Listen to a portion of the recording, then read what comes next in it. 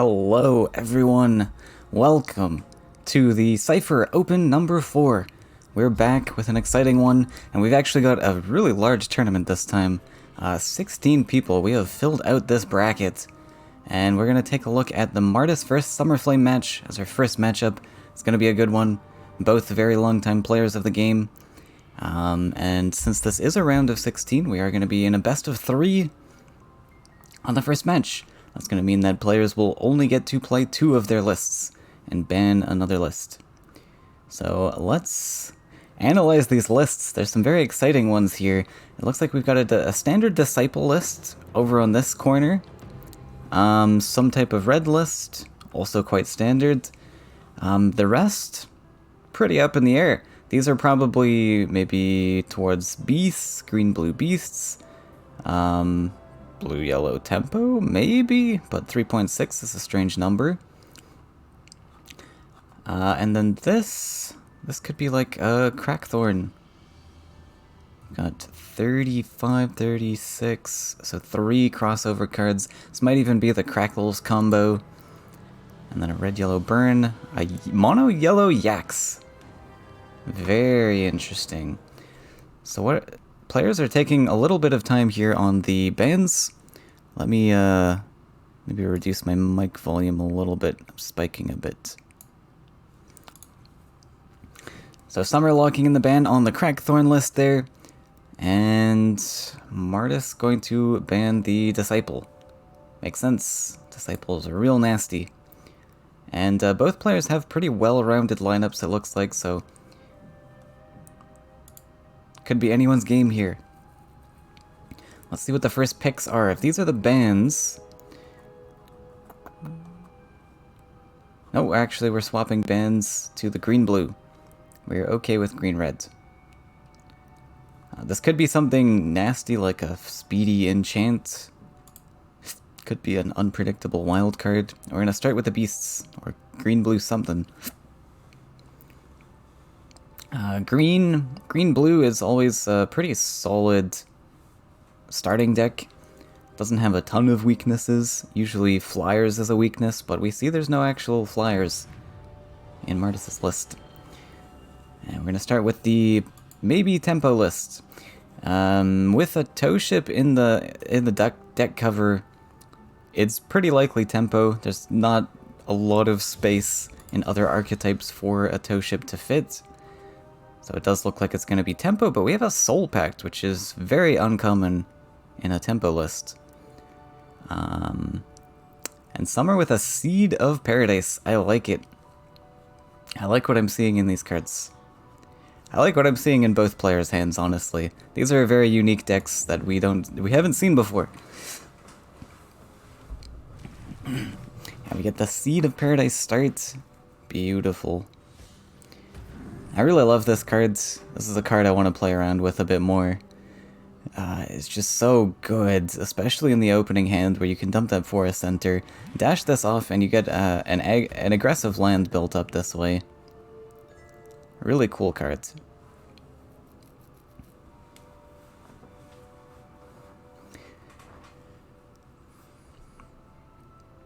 So we'll see which land he chose to build. It's a lake. And with the Explorer, we actually get to already accelerate to our opponent's land. That is insane. Wow. We are tempoing harder than the blue-yellow tempo. And Martis, with the double Soul Packs, I don't know if these are going to be super impactful. We really need extra cards in hand. But with the double tow ship, we are able to assert some aggression of our own. And actually, we are being more aggressive. Look at this. Double tow ships. Better than Seed of Paradise into Explore. Oh, stepping back.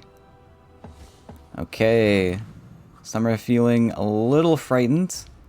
I'm gonna go back and defend a little bit. Better hope there's no Humbling Vision.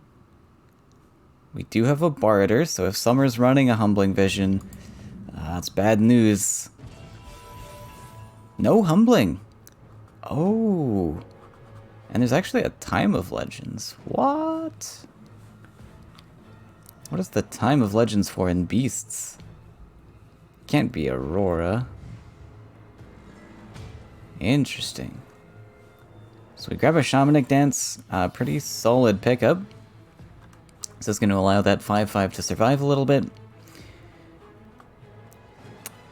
We can actually afford our whole hand here with the help of this extra soul pack too. Not bad. Looks like we found all the cards we needed to play. And this 5/9 is going to be a problem. We are either going to have to tempo harder, find some heals, or deal with this some other way, which is not ideal, because currently this setup here is locking down this other 5/6. So ideally Summerflame wants to answer this some other way, either by hitting face, drawing for heals, something of the sort.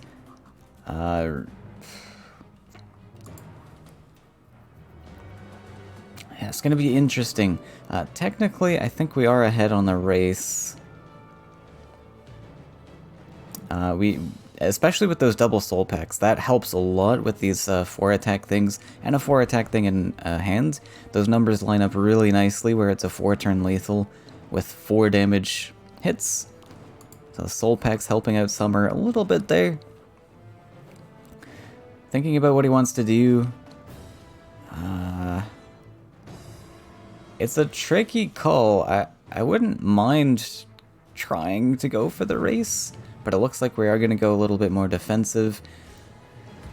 The thing I don't like about going defensive is all of our stuff has 5 HP. It just gets traded off with the 5/9 there. But fair enough, Summer's not confident in his ability to win. Nightmare in the list. Wow. This is like a little bit of a greedy tempo list, but I don't mind it. Your opponent is not going to be expecting Last Nightmare in a tempo list, so maybe this is in preparation for green sort of lists. We found the Time of Legend, so I guess we get to see what it is. Building another forest? Maybe it's Runin then. Okay, it is Mr. Runin, or Mrs. Runin actually. Runin's not a bad pickup there, especially with this slow play we decided to go for. Also that hit couldn't have come at a better time now that we've top decked that Humbling Vision.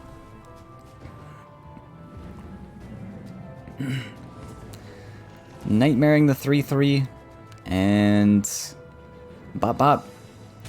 That's lethal. Alright. So Marta's taking the first victory there in that tempo v tempo match. Oh, the music lined up so perfectly. I haven't added this in post. We're listening to this live. We just got the Rogue Book victory music. Right on cue. Okay, so what is Summer going to use to counter? We're going to play the red. Great thing to note here is because it's a best of 3, Summer's got to think about not only this matchup and countering this matchup, but the following matchup as well. Is this red list going to be able to defeat whatever Martis chooses to try and counter that red, assuming Summer wins this matchup?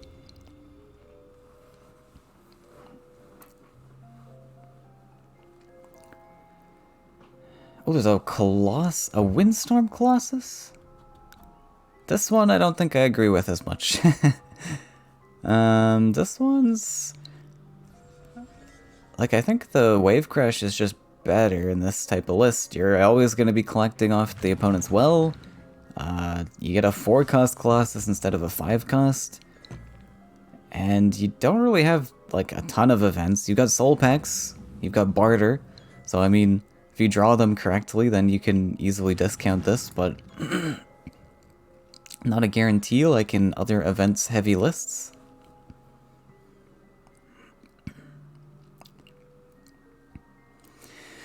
Ooh, so this is a very important decision. Now, Martis probably doesn't know what's in Summer's list here.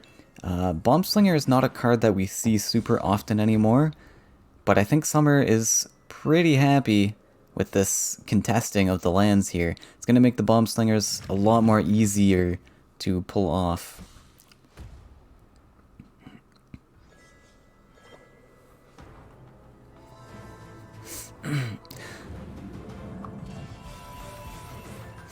We got the barter, and there's a Havoc in this list. Oh my. So we grab that Flame Burst. And with a single use... Wow, wait, we had a... Oh, did we top deck a second barter? That's nuts. Okay, I guess Windstorm Colossus is now 5. Maybe that's the plan then. Maybe it's literally just all into barter. You play 2 barters, and who needs a Wave Crash Colossus when you got an already discounted Windstorm? That's actually insane.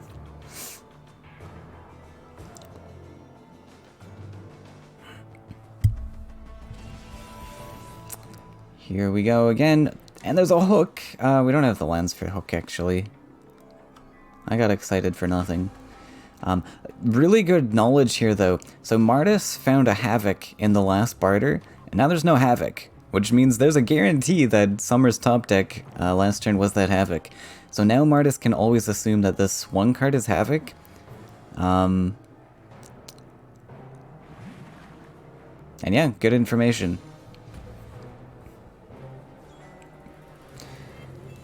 Plays the 5/6. Top deck to Ground Shaker. Perfect top deck here. We sadly we can't play the Bulgarian. That would have been an excellent play if we could have done that. But that's okay. We'll take this.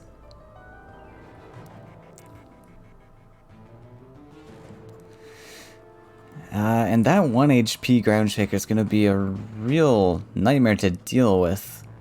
Because so far from Martis, we haven't seen any 1 damage sources.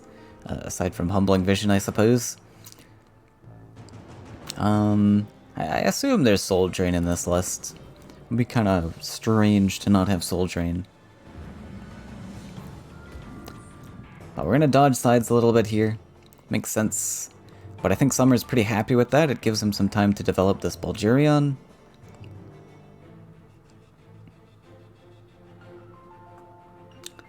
Maybe debating the hook, but I don't think this is a great hook target. You just end up in the same predicament that you were... Oh, we're going for it? You're gonna end up in the same predicament you were last... Oh, I don't like this.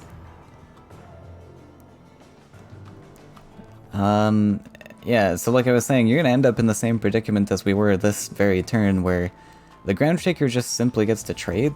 Oh, okay, we're not moving. So we just spent 3 Faeria to kill a 1 HP that wasn't even bothering collecting, so yeah, that's super strange. Super strange.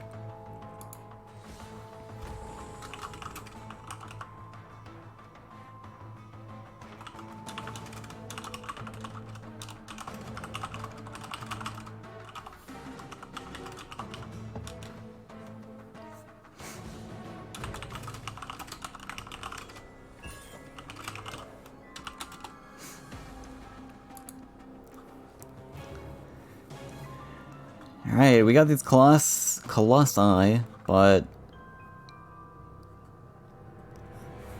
it's gonna be hard to make an impact now that Summer is fully developed here.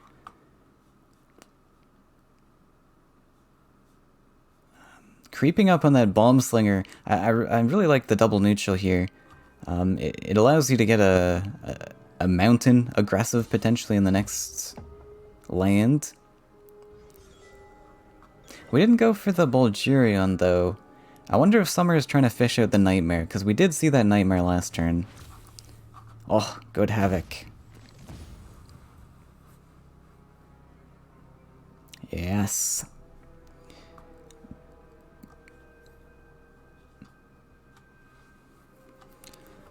There's an option to... I guess we don't have enough to Bomb Slinger right side. But we do have enough to play the Bulgarian now. I guess we're not fishing out that Nightmare. So, valuing the Ignoozy proc instead on that last turn.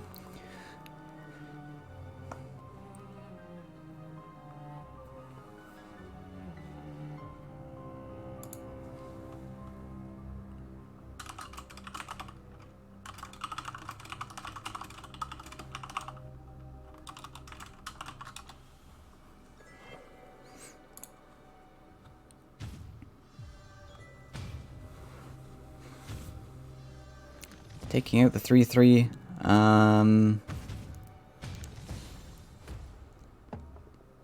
Just to block that space. I think the efforts will be in vain. We actually drew a double bomb slinger. Oh my. But seems pretty worth it to just slap our ground shaker in here. Slap in the slinger. Or just do that. Yeah, fair enough. I really wanted the treasure, but Summer's doing the responsible line. Oh, we've got Flight of the Mantas. So this is our other answer to the Colossus discounts. Okay. Well, Summer winning the counter match. Martis now has a chance to counter back, which is probably going to be the green-reds. Oh, really?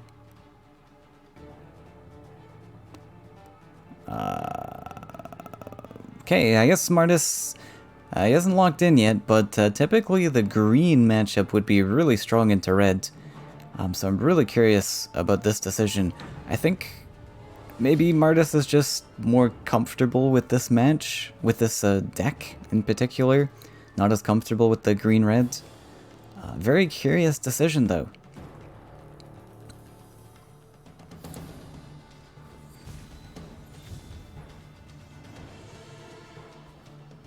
Seeing those bomb slingers doesn't feel comfortable playing big boys.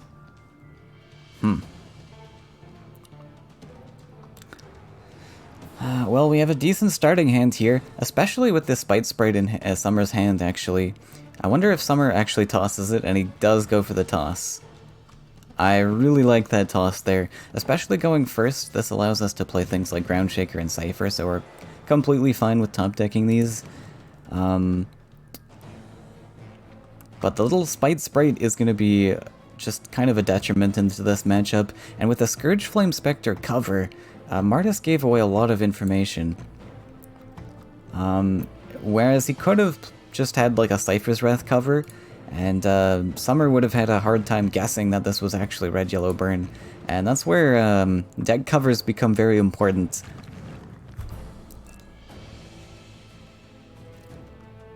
Oh, we've got a Shadow Silk Fairy in this. Interesting.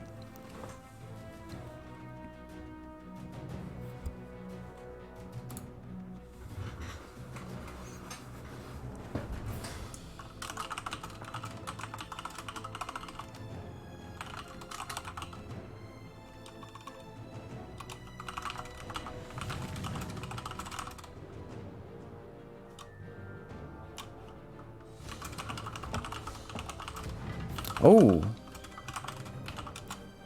very interesting. We're not going for typical red-yellow burn where we hit into face. So this is actually something less tempo-y and more controlling, sort of.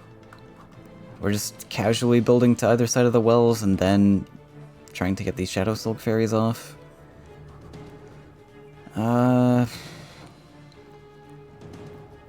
Kind of rough with the burn creatures, but maybe there's some cards that I'm not seeing. Maybe this is something else. We got some other cards in here. Really awkward now, though. Actually just going to back right off from this Seifer. Step back this Grimguard. No shame. No shame, Grimguard. It's a big, scary Seifer. Seifer gobbles up Grimguards for breakfast. We can see in his card art here.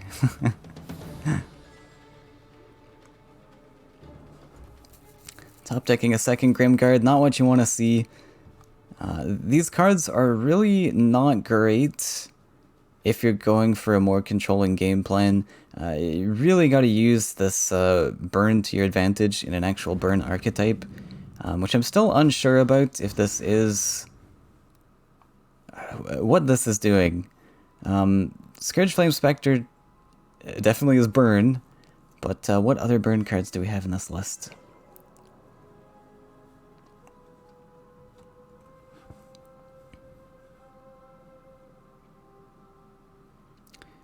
Fairy's pretty nice. Nice and sturdy, even to this Ground Shaker.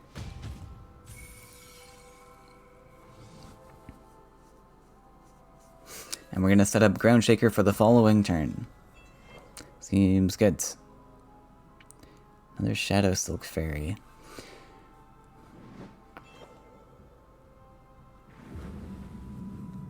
Alright, we're building up to those Scourge Flame lands. Summer's got to pump up the gas.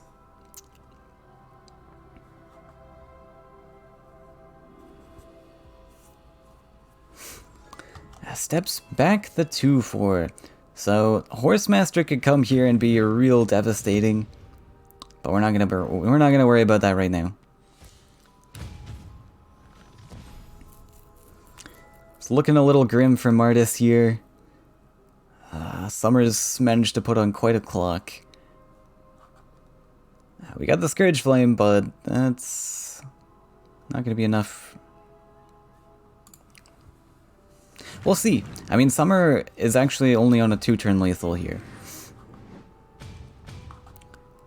Really important that this Grimguard actually is alive too, because we can use this to step back and taunt things on a turn that it really matters.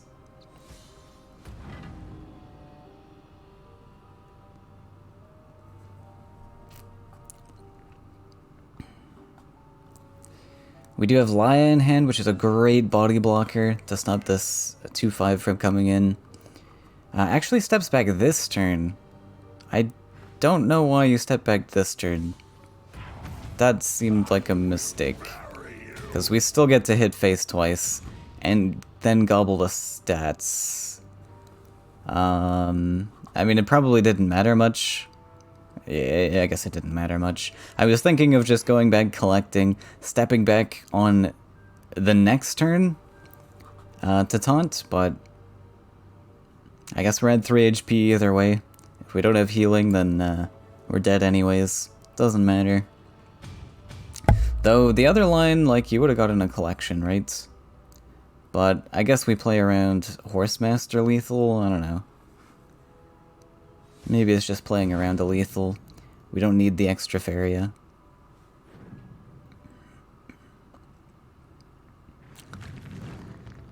So 4 damage, we're a little shy. Got him down to 1. Well played, Martis. Attempt was made, but that is going to close out the set for this round. Summer's going to take the crown. And gonna move on to the round of 8. Oh, I didn't put up the scores. My apologies. I'll remember those for next time. But yeah, Summer's gonna take this 2-1. And we'll be back with the next round very shortly. Alright, we're back. This time with the round of 8. It's gonna be Bamster versus Cheese. Wow, so much yellow. What meta? We actually see 2 failed experiments over on Bamster's list. Bamster locking in the Krog ban. Probably there's a Carassius in one of these. So Bamster's looking to get rid of that Krog, which is just an absolute hard counter. Honestly, pretty good against most of Bamster's lineup, I would expect. He plays a lot of, like, husks, slow husk stuff. Can't really tell what this left list is. Choose with Disciple. A 1.6 Flyers list. Is this Oath to Oblivion? This must be like an Oath to Oblivion list as well. Might end up seeing a mirror match. And blue-yellow with 1 crossover card. Interesting. Oh, wait. Bamster switching his ban. I mean, Disciple's also nasty. But I don't know what your answers to Krog are, unless you've actually got, like, a real Flyers list, but Bamster's not usually playing Flyers, he's playing Husk stuff. But locking in the ban on that Disciple, it's a little bit spookier. She's gonna start with the blue-yellow, so we get to see what this one is. Maybe this is something more tempo-oriented as well. No, we're gonna switch lists. Now we're gonna switch them again. Bamster starting with the 2.0, so this is probably the Oath list. Really cheap.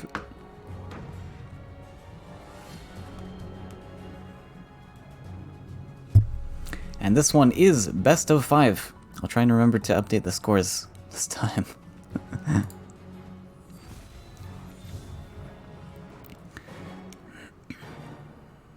Oh, I think I know what this is. Nope, I don't know what this is. We got Darkstalker in this list from Cheese here. Very exciting. I love this card, but we never get to see it played.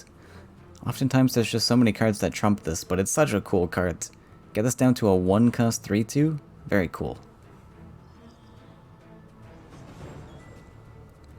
And so Bamster's list is going to be revolving around Oath to Oblivion, I believe, which is the 0-cost 5 desert card. Sack a creature, spawn a 6/3 with charge 3. A lot going on with that card.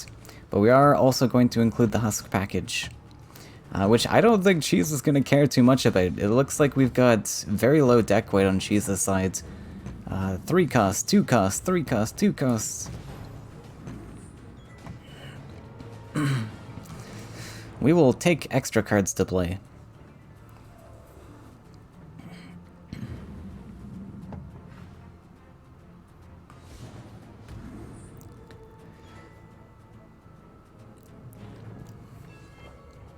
So we drop a Fairy. Fairy can be soul drained. Looks like we're going to lock in that soul drain.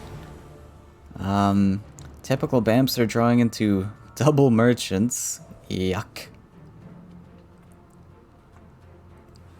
Didn't we play story? Ah, yeah, the storyteller was sacked. Okay. So, debating playing this merchant or not. It's reasonable just to play around a removal trick on the Wrangler. Don't mind it too much. Potentially give your opponent something to play though, but also if there's a soul drain, it's just going on left side anyways. So fair enough. And yay, 1-cost Darkstalker! Exciting! Alright. We found the Oath.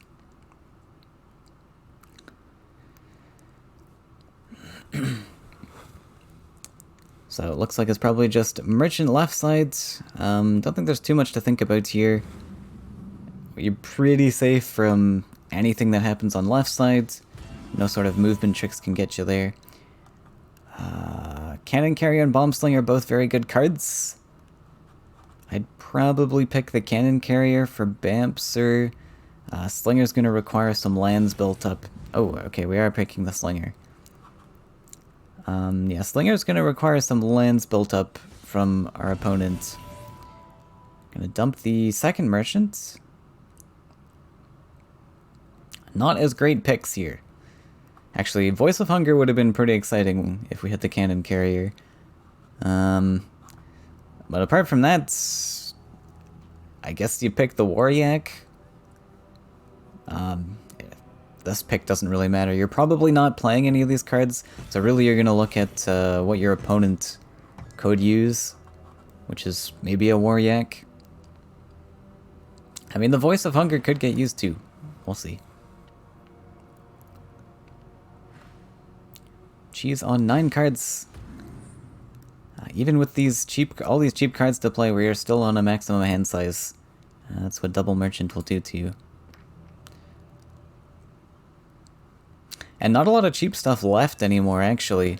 We've got 2 Humbling Visions, which aren't going to be very useful into anything on Bamster's side. We got that expensive Colossus and the cheap Darkstalker. Hopefully we can get this played at some point.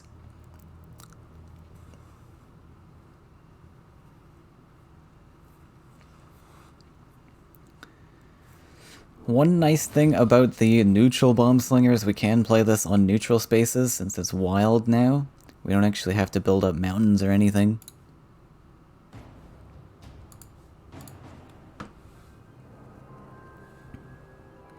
Though we do still have to build up to that 5 desert count, so that is an issue.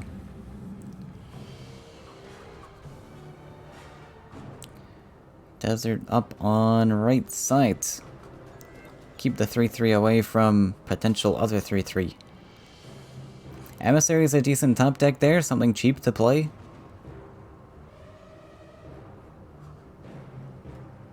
Of course, it would be lovely to get this flipped as well. and play a Darkstalker for super cheap. But here, like, Cannon Carrier on left side is pretty solid.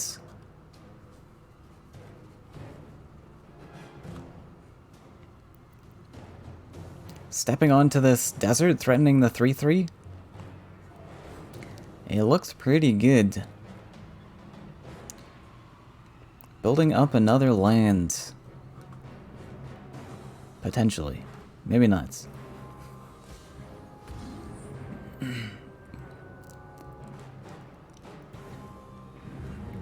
So the third desert is important to cheese here. What does this mean? There's not a lot of 3 desert cards I could see in this sort of archetype he's built here, besides like Nightmare or something. Maybe it's just a land to get this 3-2 in a better spot. But there is the Cannon Carrier coming down. We're gonna threaten this 3-3. And yeah, like I said, I feel like this Bomb Slinger would have been a lot more useless for Cheese. Again, he can use double neutrals to accelerate this, but...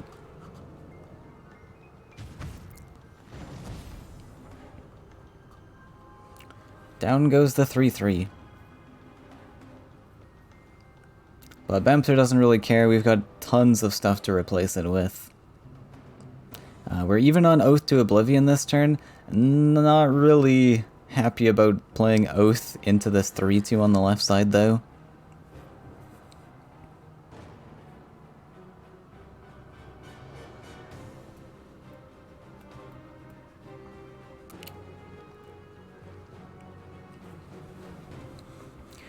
And also because of our expensive land count, Slinger is going to be also difficult to play. Using double neutrals and such, because these deserts aren't going to really get our Bomb Slinger in super aggressive positions.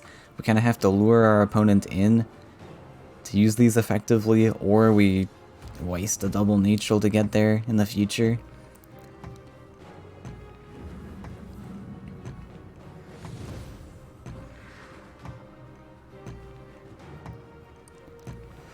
Waryak to block.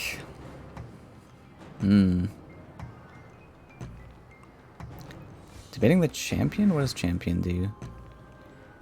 I think we misplayed this. We kind of just played the 3-3 into trade range. For no reason. The Waryak sucks there. I mean, you don't want to play that into the 5-3.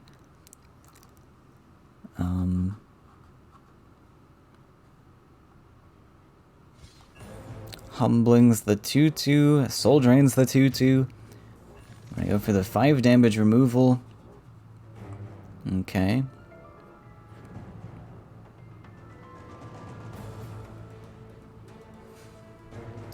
Yeah, and thinking about it, I think I would have preferred to give my opponent the Waryak rather than the Voice. I mean, Bamser doesn't know really what Cheese is playing, but with Darkstalker, maybe you can imagine it's a little bit swarmy. Especially with cards we can give him in the future. But Bamser might be running Nightmare. I seem to recall he might run Nightmare in this list.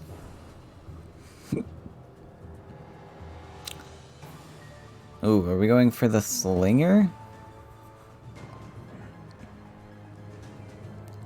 Maybe Slinger Scoop with Balloonfish? Wouldn't mind that. Have the 2-2 threaten the 3-2 up here. Yeah, I don't mind it. Let's go for it.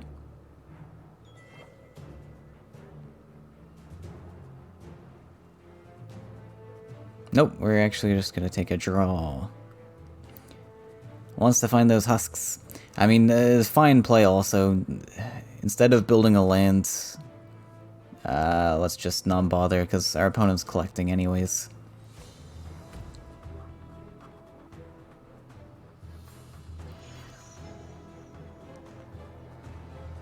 So good to see you. Double gem silks. Excellent pickups.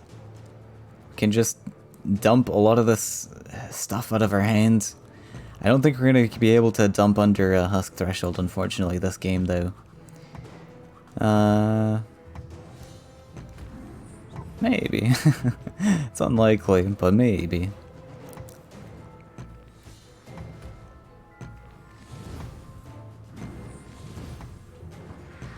And these 6/3s are absolutely miserable into all these 3-attack creatures. Really efficient 3-attack creatures. Oh, we got Spell Whirl in the list. Plays the Spell Whirl. Ooh, reward it. Triton Sanctuary.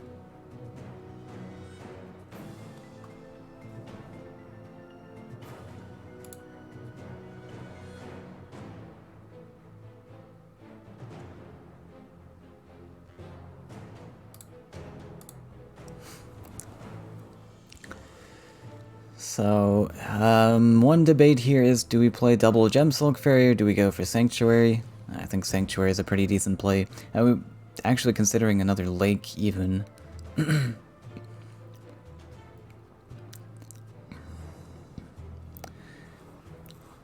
I don't know. I guess it's fine.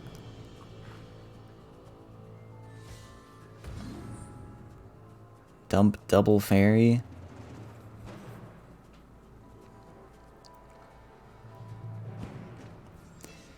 No, we're actually just going for the single fairy. Okay.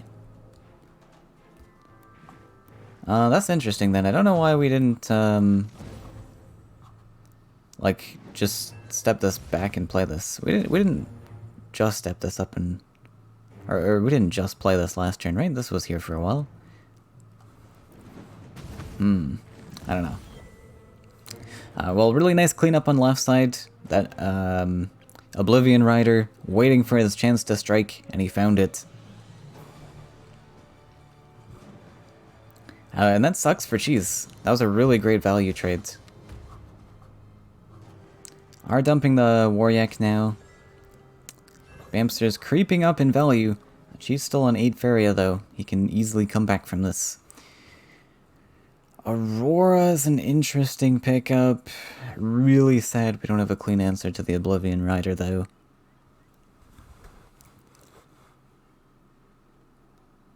Draws. Tries to flip that fairy. Does not succeed. The fairy flip would have been pretty nice. Like maybe Humbling Vision this. Come over, value trade with Aurora. Expensive, but keeps you in the game.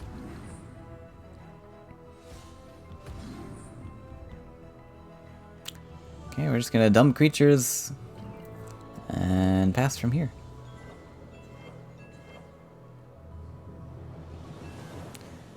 Is it Slinger time? Full clear. I think you might see a surrender out of Cheese now. This looks like a bad spot.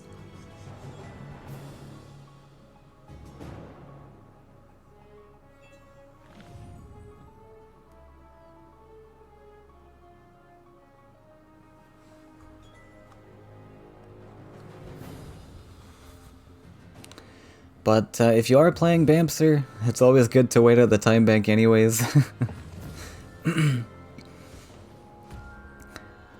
Hey, you might win that last match on time, so why not wait at 8?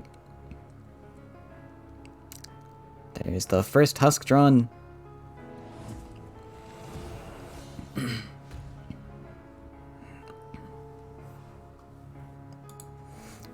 we will make the slow march towards face.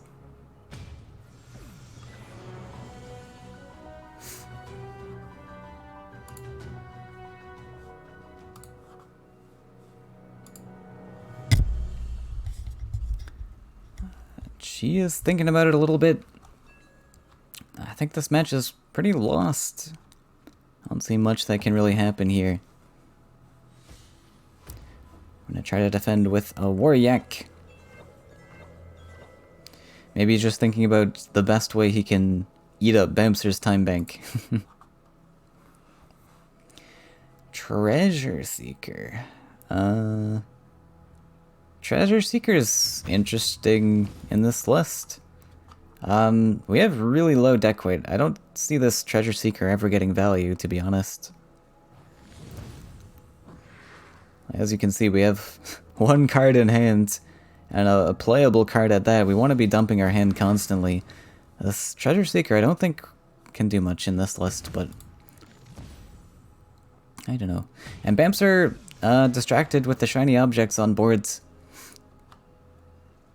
Gonna take the value trades. Oh, actually is throwing in the surrender, so Time Bank was not Cheese's plan in the end. Interesting.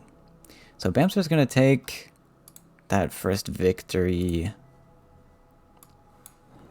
1 to Bamster.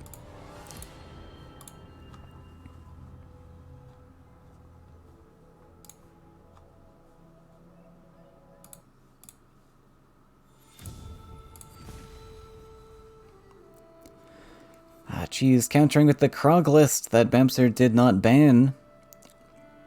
We'll see if he regrets that decision. We have the 50% chance Krog starts, or whatever percentage chance that was.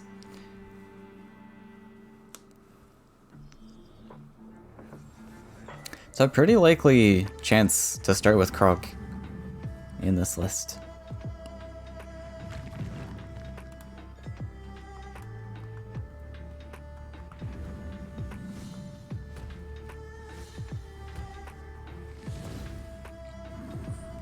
Excellent start from Bamster though. Demon Wing is exactly what you want to see in this matchup.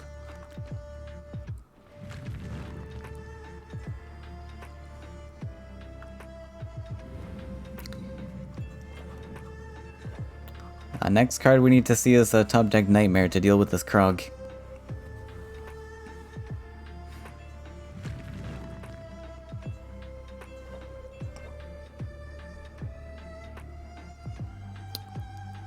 We have double husks.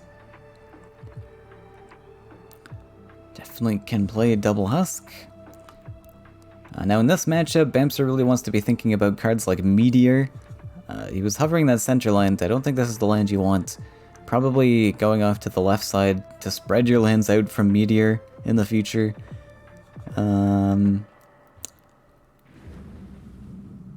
Maybe trying to body block with the structures.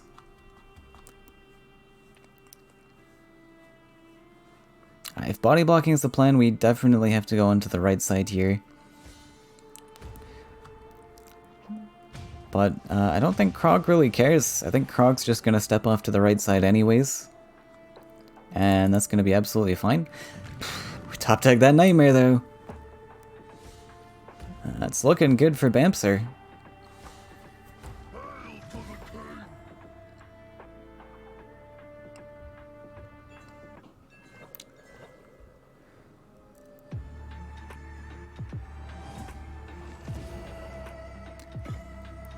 She's just gonna throw in the surrender. He's not having any of that. And Bamster's gonna take that win then. We'll move on to game 3. Definitely still chances to win that matchup. She's a little frustrated with the top decks though.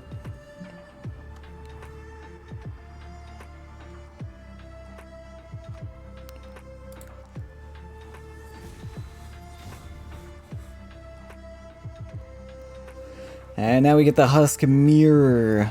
Oh boy, I cannot wait. What an exciting match this will be. Oh boy. Yay, Merchant.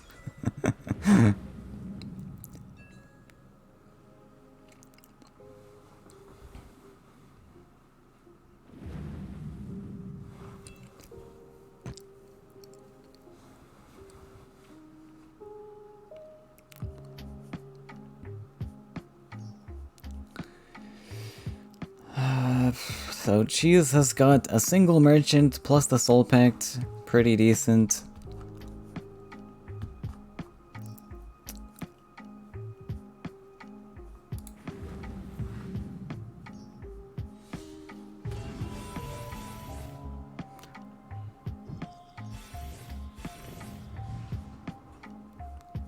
Okay, we got the Cannon Carrier.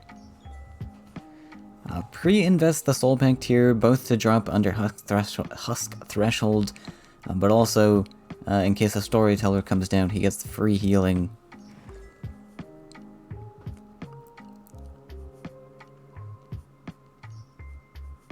And both players' hands are about to get mighty crowded. Oh boy. Tosser and Swordfish. Tough picks.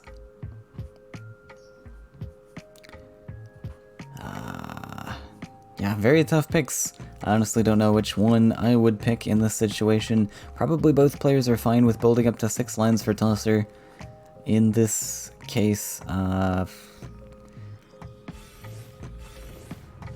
is gonna go for the Swordfish.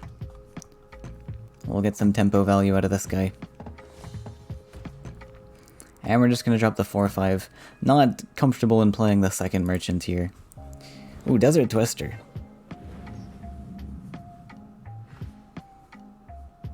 Starshell! I love this card. It does draw cards. Playing into that Husk Threshold even further, but at this point, who really cares? We'll take a solid 4/5 stat stick. Oh, are we debating a Voice of Hunger on this? That was a very expensive. I don't know about that. At least not right now.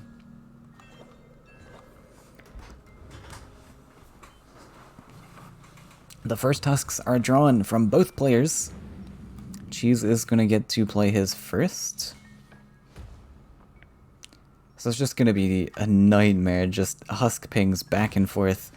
All it's going to be is drawing cards, no damage being exchanged at all. That Swordfish paying off here. It's going to be a little challenging to deal with right off the bat. We do have a Demon Wrangler that can play into this potentially.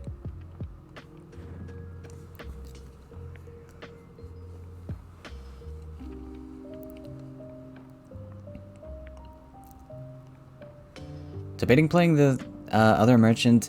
This isn't bad here because you do mill your opponent to draw. Since 9 is the maximum hand size, you can fill your opponent's hand with junk rather than the cards they want to draw. If this was Storyteller, I'd probably not play this, but Merchant is fine. Royal Judge looks good. It's honestly too bad we didn't think about this turn a little bit longer.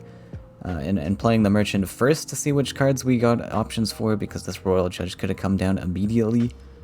I don't know if we had a plus... Yeah, we built a land this turn, so what we could have done here was play the Merchant first, see what we got. We see the Royal Judge. Instead of going for the Swordfish, we could have just went +1 Royal Judge, clear the Keeper. There's debates to this, of course, because we do want to... This takes us away from our 5 land count.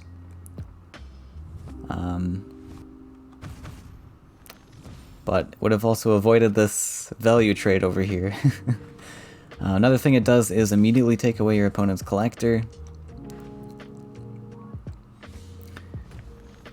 But Cheese gets a real great play here. And we get punished for watching Demon Wranglers.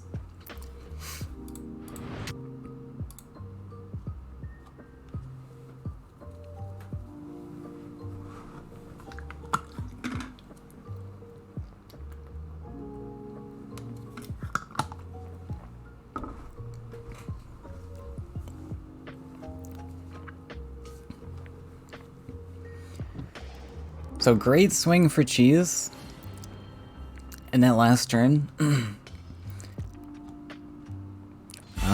Which is bad for Bamster. He really wanted that Skyward Swordfish to pay off, because he gave his opponent the Frog Tosser, which is better value in the late game, in exchange for that early game tempo. Did not pay off, and this Royal Judge also is now not paying off either. Oh, I can't select cards anymore. Interesting.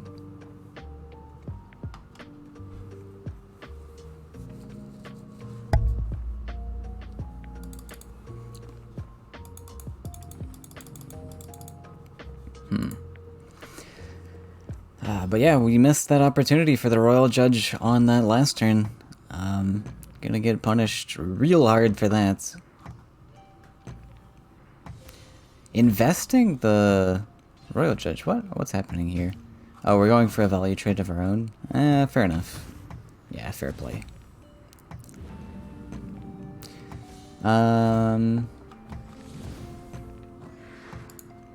Yeah, fair play. I like it. I guess the punishment works in that position anyways. Worked out in the end. And we got triple champions in hand. Wow, Bamster is just a top decking god today. Also, really important to note here, Bamster's playing around the tosser really well here. Hey, I can select cards again. By playing this Royal Judge on the right side, we protect our merchant from the value trade tosser.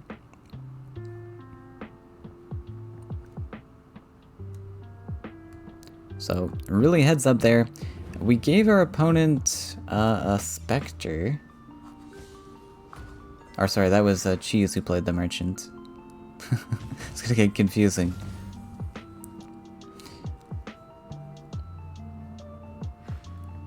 Ogre's pretty good.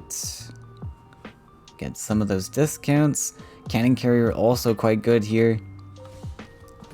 All of these stats trade pretty nicely with the Emissary, and we get a little collector up here, threatening that husk. But we of course have all these champions in hand to deal.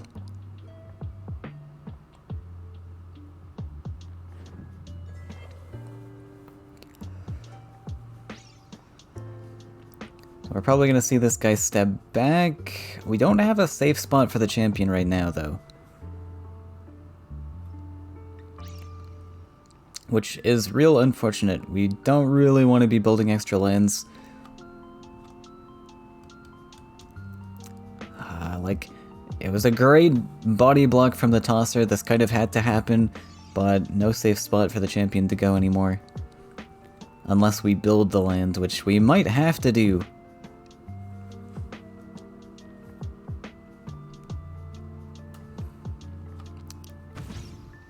Nope, actually just gonna take this trade. How are we dealing with the 4-2? Are we gonna double move this? That works too. Fair enough. I actually like this play. We double move the 3-3 to deal, because then we've got two 6-6s on board to deal with this 5-5. We will have to play one of them in range, but I don't know. I'm a little spooked about Spirit Theft. Oh. Okay, we're actually just gonna go this way.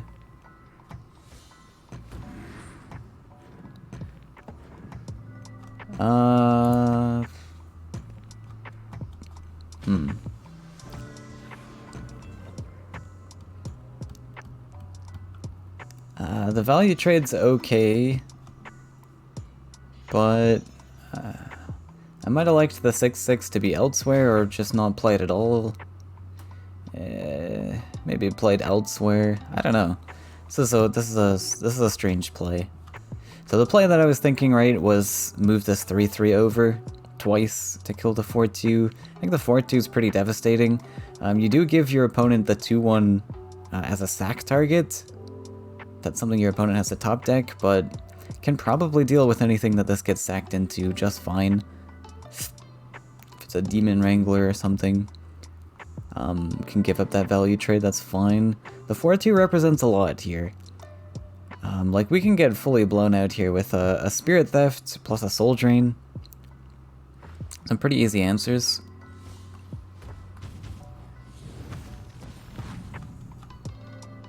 We get that tosser value after all. Pretty difficult to play around it forever. Really awkward here though, because now there's a 2-2 threatening this 1-1. Doesn't feel great. We're probably gonna have to sack this guy with an Oath. No clean damage removals on Cheese's side though. We don't have Spirit Theft, we don't have Soul Drain.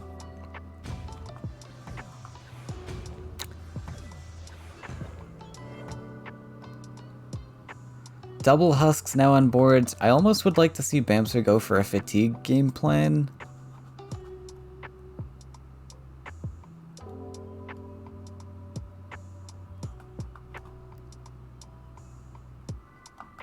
Is my game hacked, he says. Oh, I didn't even realize that. Yeah, holy.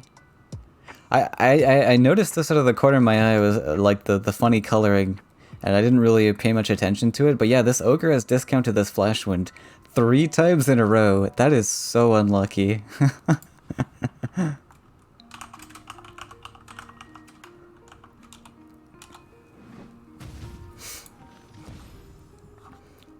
That is actually awful. Wow. I can't believe that.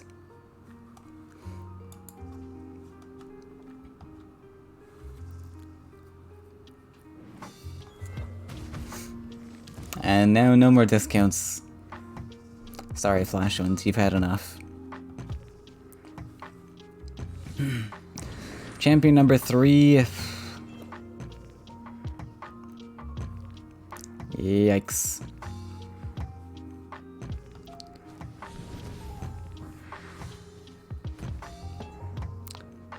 Plays the Husk to body block.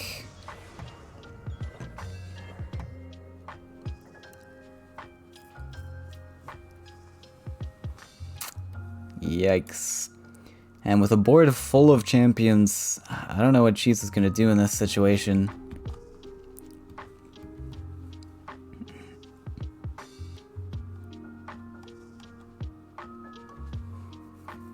We don't have a lot of answers left here. We've got a Wrangler. We've got a Teller. I like the Storyteller Sunsilk Fairy tech, though. Very cool. We drew our first champion. Really sucks that ours is only a 5-5. That Emissary putting in a lot of work this game. And she's just gonna surrender here. He understands his beat. Bamser actually taking this match 3-0. Wow, that Husk list cannot be stopped. Alright, we're ready to get started. Summer Flame versus El Panico. Semifinals. Seifer. Open. Number 3. Let's go. We saw some of Summer's lists in the first series. El Panico's a little new to us. Got a lot of red in these lineups. Seeing a lot of merchants. Husk is making a resurgence, it seems, in this tournament. Husk was nerfed in one tournament after just being so devastating. It used to be only 3 lands, now it's 4 lands, making it a little bit slower, but obviously still a great card. People are running it. El Panico locking in the ban on Disciple right off the bat. Does not want to have to deal with this. Understandable. And Summer probably wants to look at banning one of these red heavy lists. Yellow should be fine, maybe. Taking a look at the ban on the red-yellow over here. But another red-yellow, this might be max. And this one might just be some standard mono mid-range.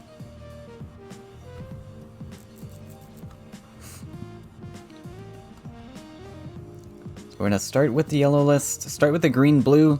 I think... so this is a Husk list. Okay, not locked in yet. We're actually gonna start with the Yaks. Okay, so... just desert. So this is... and only 5 desert cards at that. I think I saw Summer post this list somewhere, actually.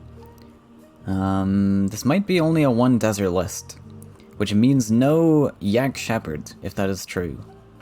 Yak Shepherd, a very good card in the Yak archetype, usually.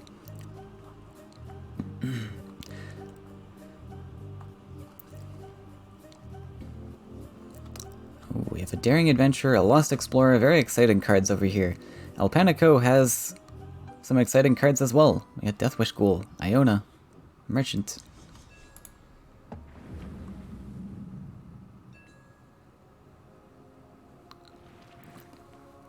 Oh, this is Rush. This is actually Rush. Very interesting. And we got the double Daring Adventurer start. That is going to be very interesting. I'm also curious if command or any sort of removal at all is run in this then. If it's pure neutral. Which could be an issue with Iona on the board. But we did top deck that Queen's Guard, which means we can actually lock down this Iona. How good is that? Except we got a Choking Sand in hand. Whoopsie. That's an uh-oh. Probably a game-winning uh-oh. Amazing, Summer says. And suddenly, game over. Oh look, we top decked another one. Alright, we're still in this. Queen's Guard, cool. Unfortunately, we're gonna miss this Iona. It would have been so good if El Panico didn't have that Choking Sand there. Could have actually locked down this Iona, but looks like she's gonna get to escape.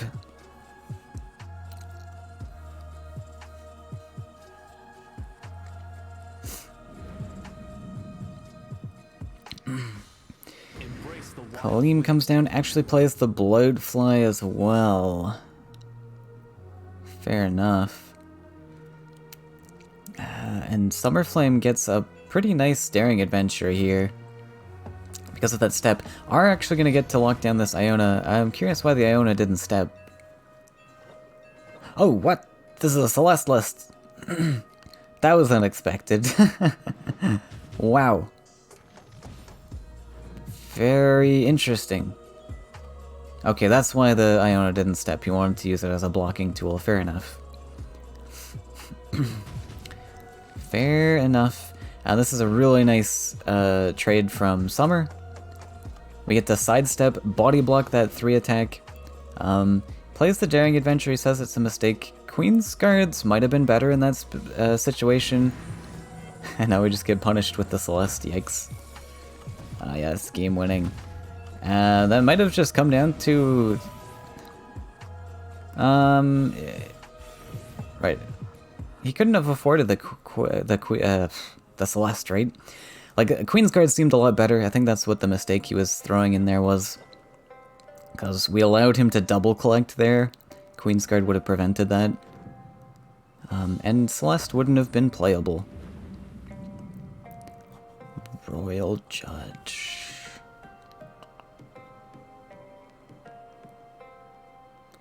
Right, so I thought this was Husk, actually.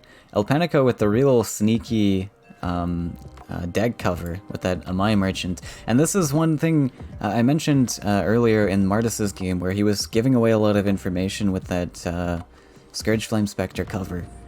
El Panico uses that cover to his advantage in even baiting his opponent into thinking that this is a Husk matchup, and not a Celeste. And a lot of the yellow cards aren't really telling that it isn't Husk, right? You've got just standard good flyers that could be seen in a Husk list anyways. And if you're playing Celeste, this is a piece of information you really desperately want to hide, because it is so easy to play into Celeste if you don't know Celeste exists. And El Panico, of course, you only get one opportunity for that little trick. Now Summer is aware there's a Celeste in the list. He's going to be able to fight it a little better. Play around it, but you can get one cheesy win off that way. El Panico's player 1. So that's the score. 1.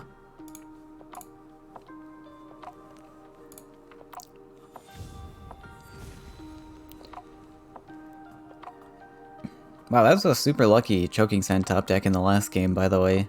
Because El Panico only has one copy of every card in his deck. Actually hangs on to the Choking Sand here into the red matchup. I respect it a lot. In anticipation of maybe Underground Boss or something. Even Brigand, it's not a bad target for. Prevent any combat hits. We don't have any starting creatures, though. We are punished a little bit, but Summer also with no starting creatures, so hey, it's gonna work out. It's gonna work out after all.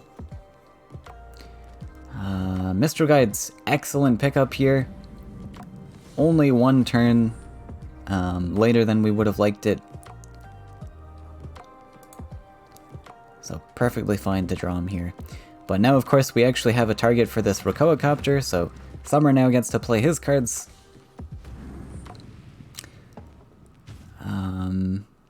If the Cap 10 comes down, that's a prime Choking Sand target. I think Alpanico will be happy to take this. Can even play... can't quite play the champion if we want to play Air LE. Right, so we can +1. But yeah, that's not going to be enough. We are one short, I think, of playing Air LE, champion, and Choking Sands. So real unfortunate that Mistral Guy didn't stick around one more turn to collect. But actually just going to invest the champion. I like it. This is a lot more solid than playing the Air LE body on 2 HP. Amazing all around. Excellent Choking Sand. Also, Summer understanding that this is a Celeste list now. That Choking Sand in both games, really exceptional. And we see the Havoc play again. Seeing some great Havoc plays today, actually. Normally, I honestly hate this card. I think it's awful. But he nommed some Colossi in that first series. And we tempoed cleared champion this round. So not too bad. Not too bad, Havoc. +1 Baldurion.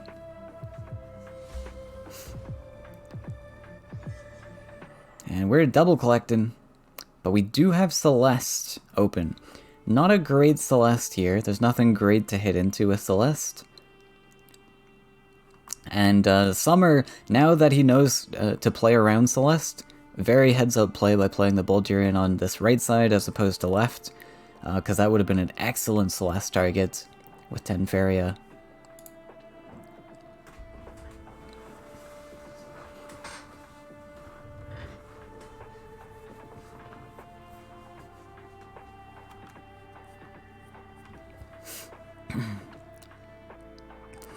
So Alpanico's got a lot to think about here. He really wants to play the Celeste. That's what the deck is designed for. You're playing a really awful list to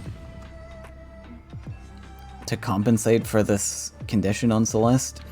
So you have to play this. Otherwise, it's just kind of a bad list. We're gonna pop both bubbles and double Flame Burst this Celeste. Get out of here. That was sort of a last-ditch effort, using the Flash Wind plus the Celeste to go face there. Very expensive. We just spent 10 Faeria and the Flash Wind to deal 6 face damage. Yucky. But Alpanico's kind of desperate to play things here.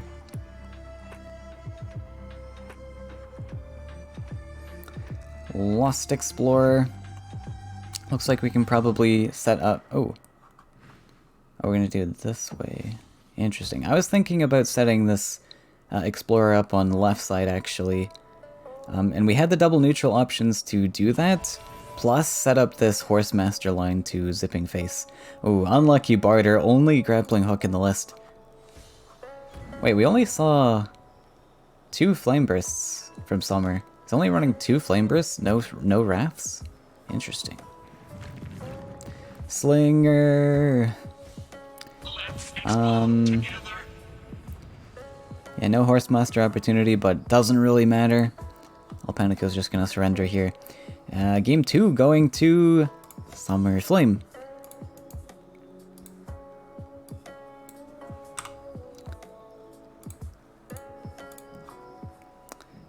So Alpanico's got 2 options to counter with. There's the Mechs, probably Mechs, or just a regular mono red. A little bit more expensive mono red too. This is actually probably bargain in some way, shape, or form.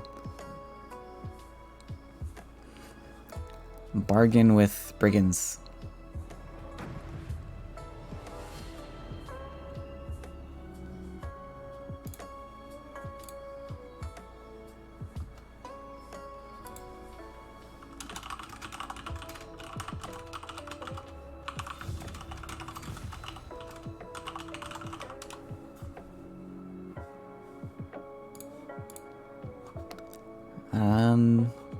And yeah, it looks like it's probably some type of bargain list. With Hellfire and Ground Shaker. Perhaps.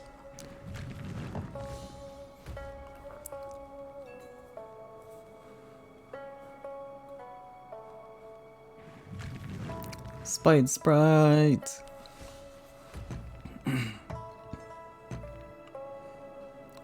Yep, there's the Ogre Dance. This actually might be the mid-range bargain. I was playing this list a little bit on my own some days ago. Really cool list, if it is the same.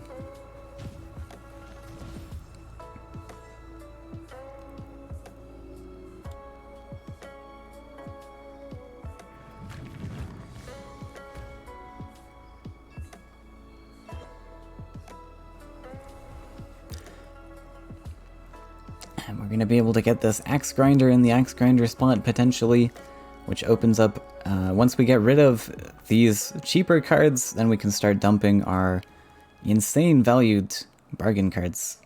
Ogre Dance into bargain, into hopefully another 7 cost in the following turn.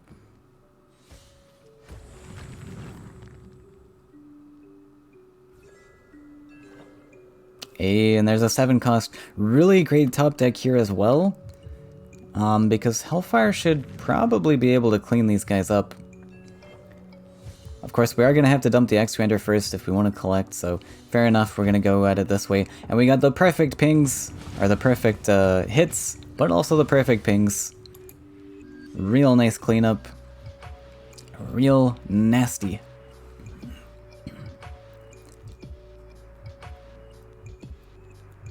I actually played against Summer on ladder with this very list that Alpanico's using. With this very list that Summer's using. So I wonder if Summer is prepared for this matchup.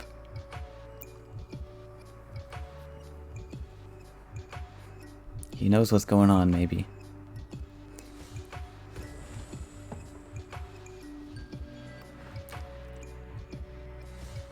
Seifer, really great answer here, especially when Alpanico's on no cards in hand. We got a 2-3 to contest this Seifer, which makes it real difficult to deal with, because our only answers really are Flame Burst, which is not really an answer. We find a Hellfire. There is an option to rip this now. I mean, I'd probably go for the Bold Bargainer first. It's a little sad. You need to hope for 3... Yeah, so Summer Flame, I think if Alpanico knows this matchup, at least... Ooh, yeah, I don't know if I like this, though. Punished! Oh, so hard punished. Why didn't we swap these creatures? That was a huge mistake. There was no reason not to swap these. I don't understand this at all. Wow, well, we're gonna get punished very hard for that. I really wanted to just swap these and rip the Hellfire. Much more likely to get that 3 ping, right, than the 4 ping. But... alrighty. And now we got a 4 HP Seifer to deal with. These 3/4s can't do anything about it. Oh, there's a Roaming Yak in here. Okay, this is a different list then. The list I was running was playing Farm Boys. Roaming Yak, I guess, is a replacement to Farm Boy.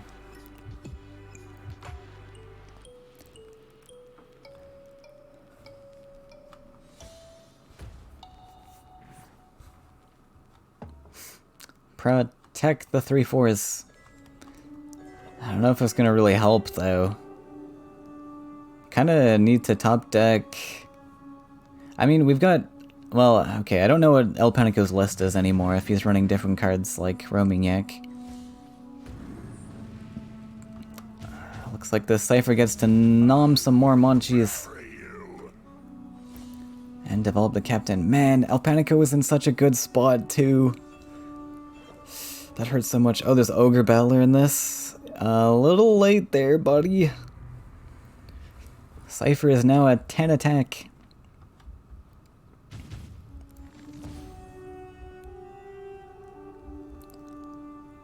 I mean, we kind of have to play the Ogre Battler here, right? Either way, it's just really bad. I guess Red Devil's fine.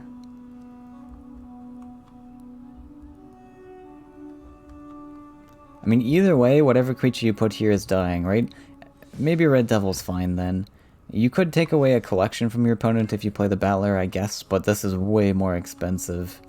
I think you want the Battler to kind of fight the captain.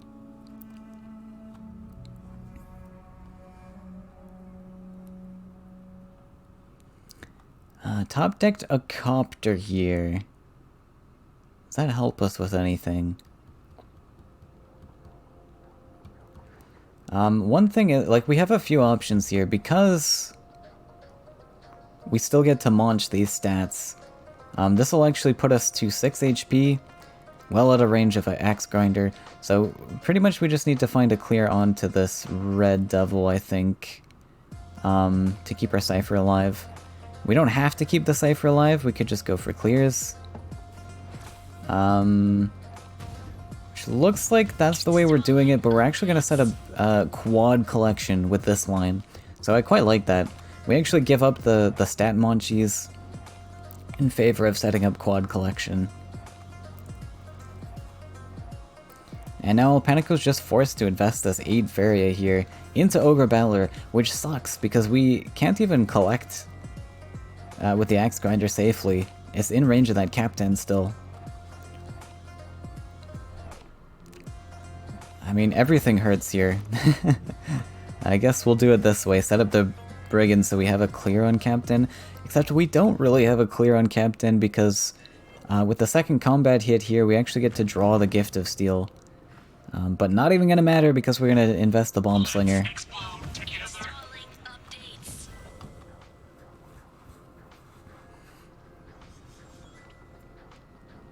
Ooh, I mean, Ground Shaker's cool. I don't think it's gonna keep you in the game, but very cool answer. Cleans up 3 creatures in one go, even contest the Seifer here. We just saw Havoc come down, so there's probably no Havoc potential there. We're gonna go for the Ignoozy. Can set up double collection with the Lost Explorer anyways. Summer's got plenty of Faeria to work with here.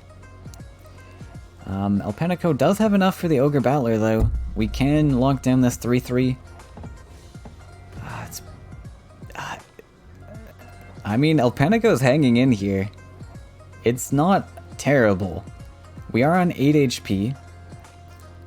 El Panico's answers here have to be his last remaining Hellfire, and if he's running any Flame Burst or Seifer's Wrath, which I don't know if we've seen so far. So far we've just seen the creatures so far, so hard to say right now what El Panico's outs are.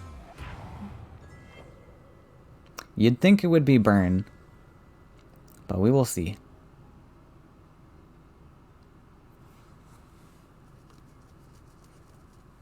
And there is the Romignac. Not as efficient a collector as Farm Boy, though. One thing I'm not like a huge fan of with this is that Farm Boy is just so easy to get out of your hand so you can play your bargain stuff. This is just twice the cost of a Farm Boy.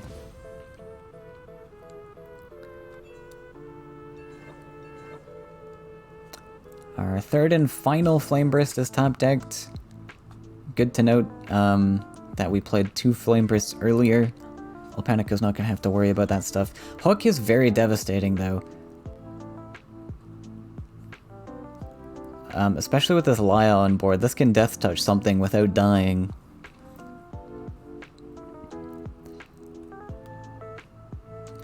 And yeah, we got this Ogre Dance in hand, which means we gotta dump this 2-cost creature. Super expensive. When our board is... or when our hand is also so expensive. Thinking about the double neutrals, I like the double neutrals here because we're kind of desperate to find an out here. And with that discounted Ogre Battler, this might be a decent out. So yeah, let's go for it. Double neutral face. Looks good. Because I'm starting to think there's probably no Flame Burst in this, which means Hellfire is not going to be one of those outs. We're going to have to get a face poke in here somehow.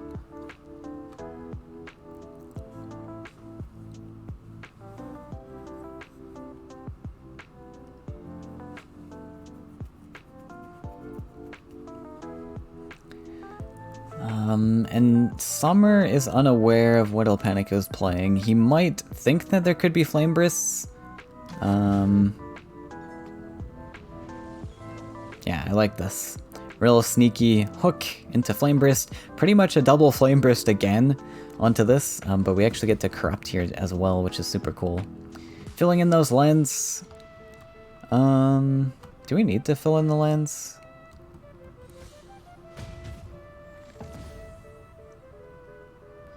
I don't think we needed to fill in the lands, right? I don't know what this accomplishes for us. Like, it potentially allows us to body block in the future, but does it matter? I don't know. I really like this step from the Laya, by the way. This actually contests a lot. It contests the potential mountain builds so we can go aggressive, but it also contests this mountain spot here. Oh, sorry, Alpanico's the lighter colors. What am I saying? But even still, yeah, we're contesting this mountain spot, which is pretty cool.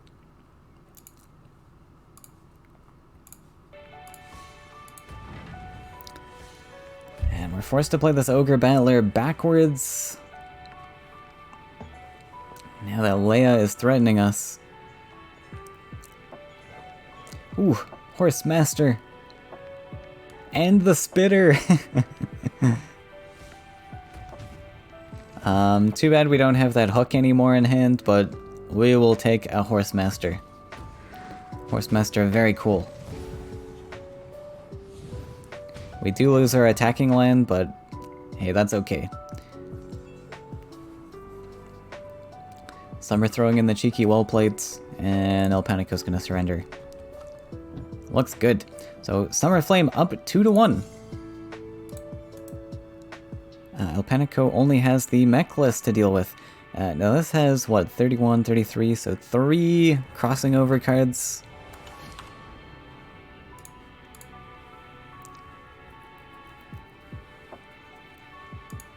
Which are probably the airbots.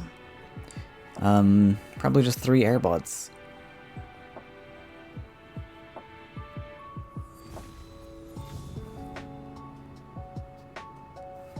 And then there was 4 deserts in that cost as well, so that's good to note as well. We want to take a look at... Summer wants to be analyzing what Alpanico could have in the list, so that it's easier to play around those things. So triple airbot's pretty safe, a pretty safe bet. And then for the 4th desert is probably just like a wind gate. So with that knowledge in mind, Summer might be able to play around things like a wind gate into Bomb Slinger or something. Wind gate into Copter. Windgate Copter is a very cool combo. I like that a lot.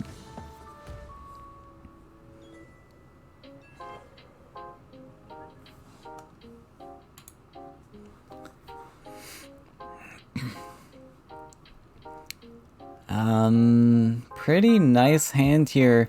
We potentially have a Ground Shaker Copter clear in the future.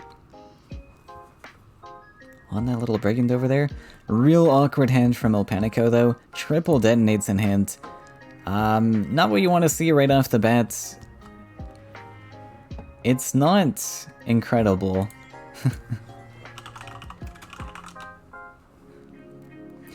Oh, Sesh and Gandalf still at it. Right, this was a while back, so it looks like the other end of the bracket is going a little slower. We might have a bit of a delay for the finals.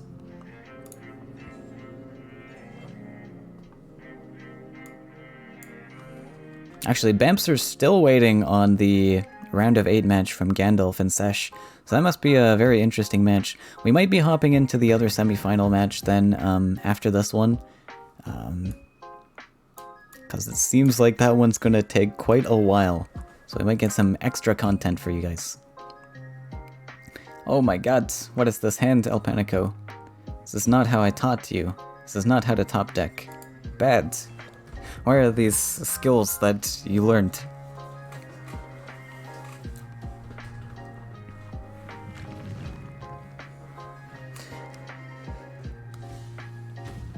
Shaker face. I mean, that lines up a Bomb Slinger Wrath now, so not too bad.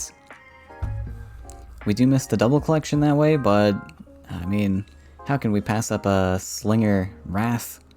Or, one thing we could do is go for the collection if we really care about it that much. Let Summer build the lands instead. We'll take the 5 damage to face and then just set up that Bomb Slinger here, but I much prefer taking away the collection from Summer. We're kind of, instead of gathering this Faeria for ourselves, we take it away from our opponent. So we still get sort of the same Faeria point swing between us and our opponent here. So is this a copter?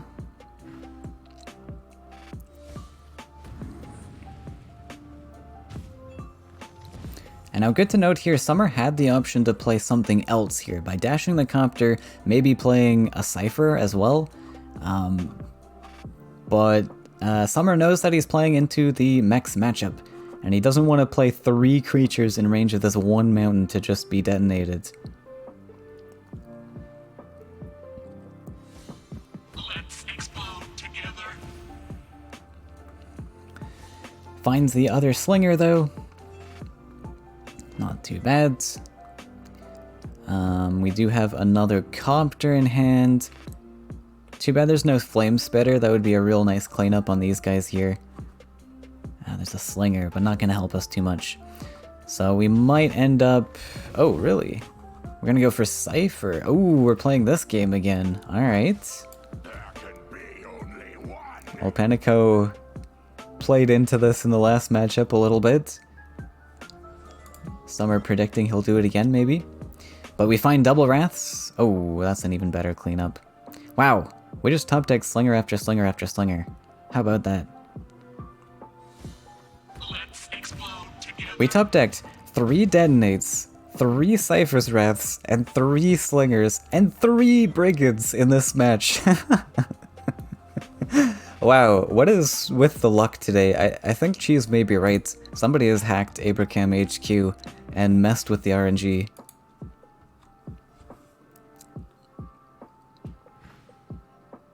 This is kind of crazy. Alright, so Copter coming down. We went for a draw, could not find the spitter. We'll settle for a Lost Explorer.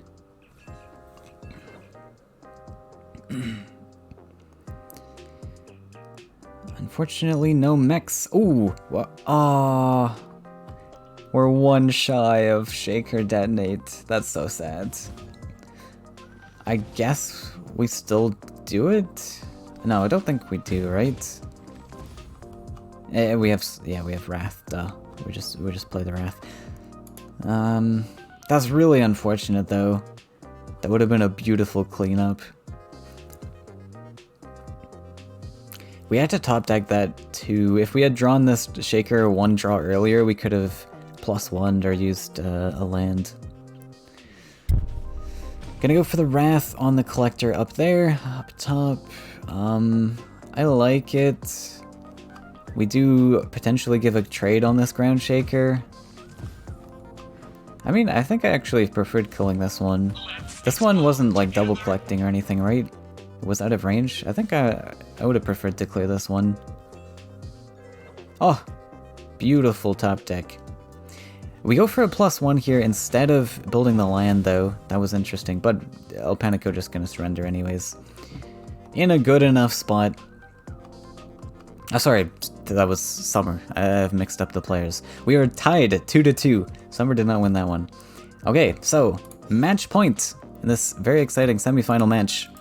Let me enter the scores. Summer has green-blue to counter with. Pretty reasonable matchup for Summer Flame. I think Summer, I would say, is marginally preferred in this matchup, but still can go either way.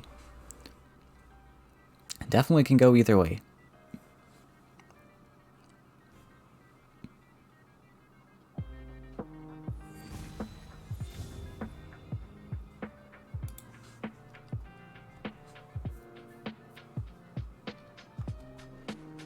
We get Rune in really early in this game. Is that going to make a difference? I don't know. Maybe, maybe not. I'm actually surprised that Summer's going for time into Runen. Runen's like, okay, but 6 Faeria for Runen seems like a lot. Oh look, we found it anyways. Alright, so this starting hand is actually super awkward for Summer. I don't like this. Okay, I like it a little better. We found a Tyranix.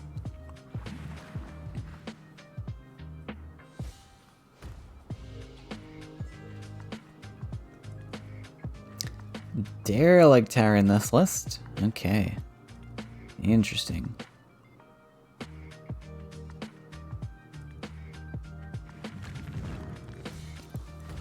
Sticking to the same sides. Gonna have all our combats in range. Now, there was an option to go and double collect off this side, but against the green-blue matchup, there's a lot of stats we're gonna have to deal with as the mech player, which we can struggle with. So we kind of need all of our damage numbers possible on this left side to deal. If we split our resources and just go for a value game plan, we might not have enough damage in the end to kill. Hunt down is top decked. Not gonna do much, but we will play this Runen right up in face.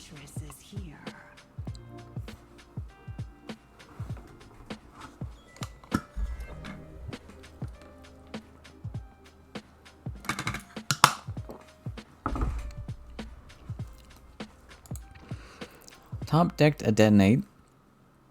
Now this is getting a little scary.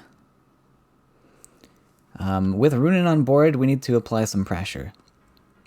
The only ways to apply that pressure is we got that Explorer and Mountain like up in this direction onto C4.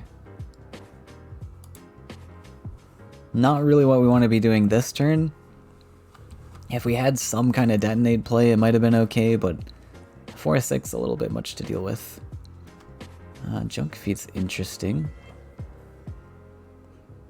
But we'll take a little bit of value off this Runen while we have it.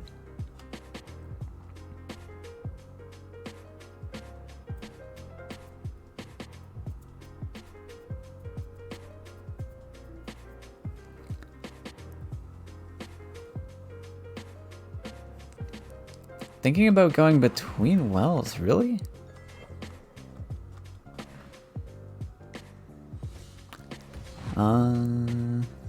That's interesting. I would have thought you want to actually get value off of Runen here.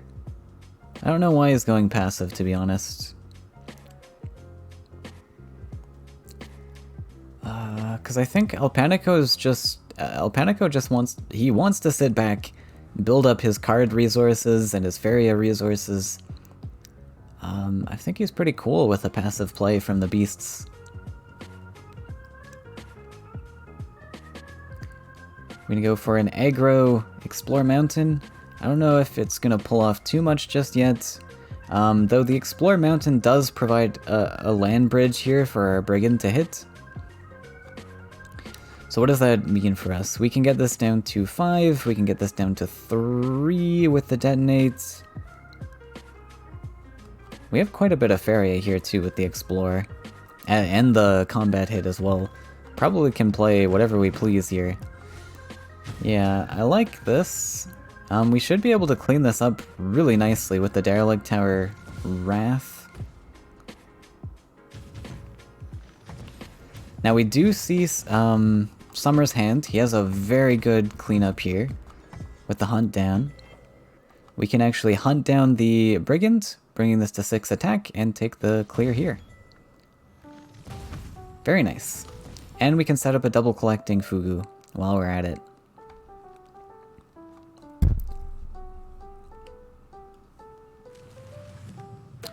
Plays another force. Actually opting for the Grizzly. I respect this play. Having the 8 HP against mechs is pretty huge. This is really difficult to deal with. Fugu's a little bit easier to deal with, so fair enough. Looks like this Wingate might be going face here. Yeah. Really like this play. Because, as I mentioned, El Panico's at a disadvantage in this matchup. And this is one of his outs, where he can go super aggressive, block off these lands even, and Summer's gonna have to struggle to either go face or deal with this pesky structure block, and then try to sneak in some face hits somehow.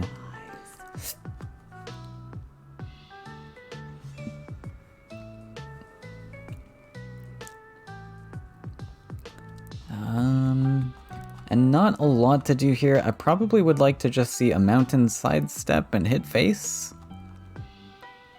Is that the play?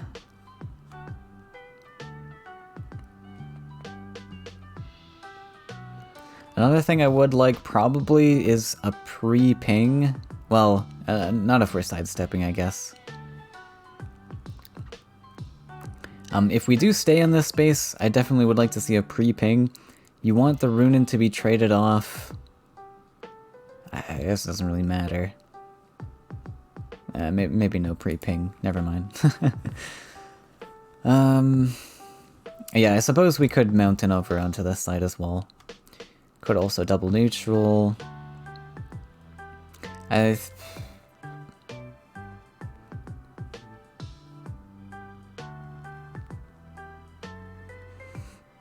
Yeah, our Wingate is probably going to die here. There's no reason for it not to die, really. We set up double neutral in between the wells. Interesting. Leaves this as an option for us to double collect off of.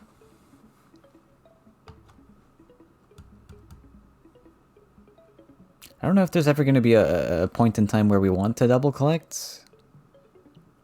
Not double collect, just single collect here. Bud finds the hunt down. Ouch.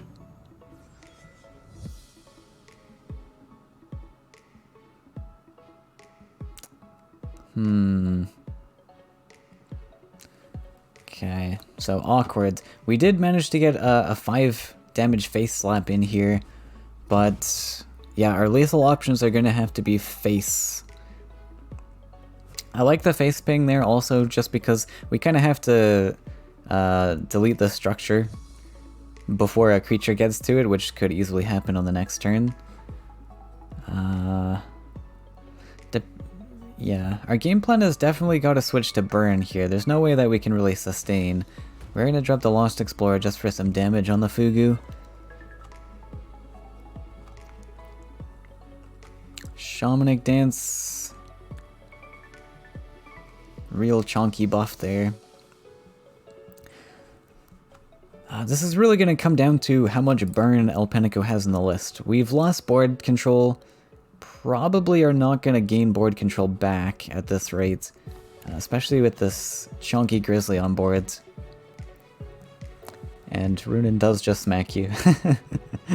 This Runin is now at an 8/8 if it dies.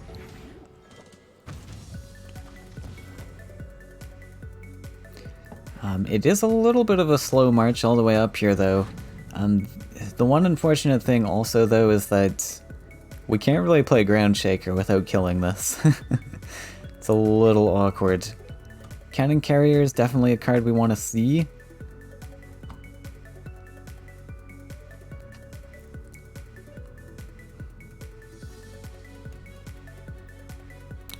Almost unfortunate we didn't go for the double neutral like this. That one turn that he was considering it. Just because if we had the neutral placed here on C6, we would have been able to have a cannon carrier line where we could have detonated for some extra face damage. Now, it might not matter in the end, but it might.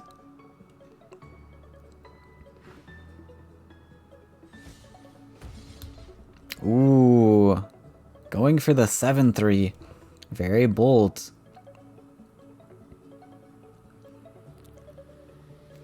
This taunt sucks also. We potentially have an option to play Ground Shaker face at some point, but yeah, that one kind of sucks. Slinger?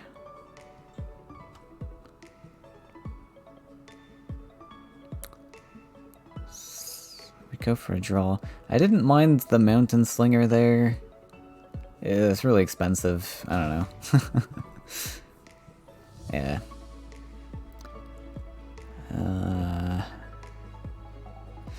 Really rough, because our damage options are very expensive. Like, is Cannon Carrier plus Detonate. 7 Faeria for like 2 damage. I guess also in the, we could just dump a Mountain here, deal 4 damage. That's the other option. I don't know, I think we potentially had outs if we deal with the Octopus there, but very unlikely.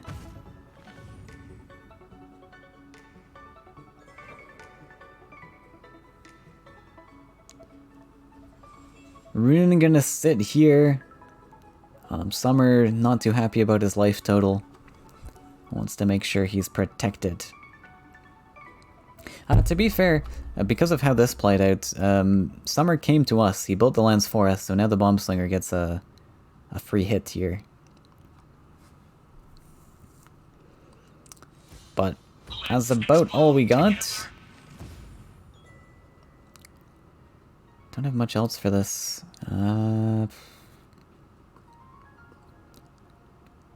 Yeah, I don't know. Save up damage, I guess.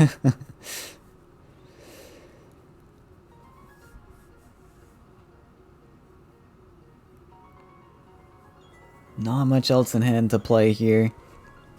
So we're just gonna pass. Lots of Faeria on Summer's side, so he's just gonna dump the Time of Legends and finds a Beirut, which is actually insane because we can just dump all of these lands out of the way. Can sidestep over here. Lake and Beirut.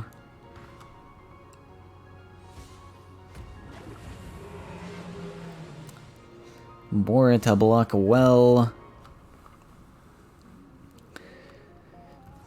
I mean, we can potentially save ourselves for one more turn.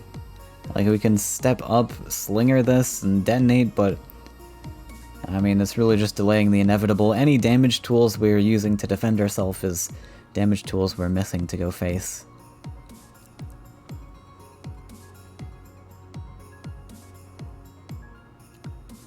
Airbot.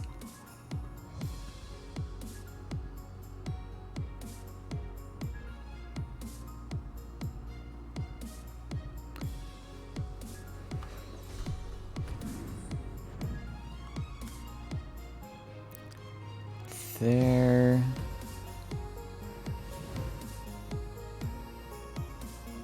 Two, 4, 6. Oh. Wow. Yeah, that's a pretty good line. Not a line that I saw. This line gets the 4-2 aggro.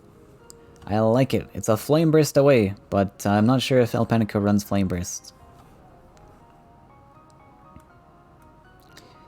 Either way, he's gonna have to top deck a Flame Burst. Well, I know it doesn't matter, you got the Hopper. You also, yeah, I mean, you have so many options. I don't know what I'm saying.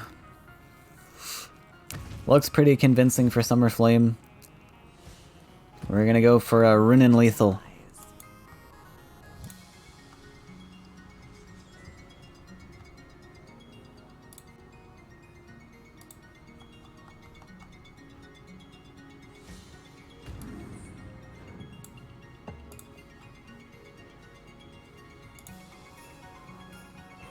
And Alpanico's gonna let him smack. We get Runin for the finish, and Summer's gonna take this set. Move on to the finals at the Seifer Open number 4. Congrats to Summer Flame. So, we will be back in a little bit. We may actually join the other semi-final match as well, because they were taking a little bit of extra time. Alright, we are ready to get started with the next match. This is also the semi-finals, and we're jumping in part way. The score is currently 1-0 for Bamser, looks like.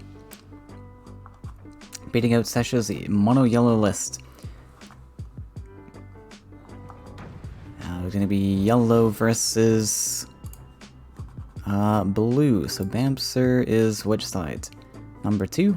We'll give him 1 point.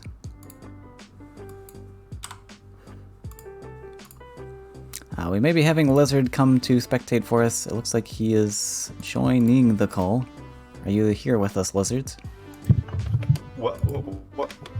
Give me 1 second. Okay. Right. I think I'm set up. Excellent. Let me pump your volume a little bit. I noticed in the last stream I made you a little quiet, so we're going to bump you a little bit. Ooh.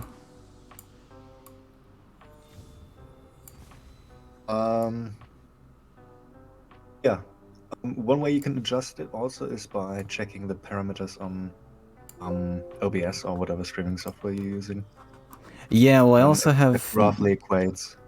I also have music going, so I've got to like pump you and remove the other desktop volume. But I think we're good. Yeah. You can also make out when I'm talking, like it should be relatively easy to make out the peaks. Yeah, I think we're at a good level Right now. now I'm talking. Eek. Eek. Eek. All right. Okay. We're ready to we're ready to jump into this match. So very explosive start from both players. We got an air alley from Bamster's side, a Prophet of Tides classic Sashimara opener on this side. Alright, I completely forgot for a minute that we were live. Yes, yeah, I should have. Yes. We hopped in very quick. Okay. Time is Hey of the guys, essence. Sorry for the technical talk in the beginning, but let's get back to it. Yeah, Sash vs Bamser. I haven't seen Sash all tournament. I also haven't really seen the tournament. Very fair. We haven't been following Sesh. I think Fickle is also streaming on his Twitch stream, and he has, I think, been covering Sesh's matches. So if you want to go and watch those back in his VOD, I'm sure he'll have that up for a short while. But it looks like Sesh is gonna have some awkward stat lines into Bamsters here. We've got two Triton I Warriors. hate the elemental positioning here. Just a bit of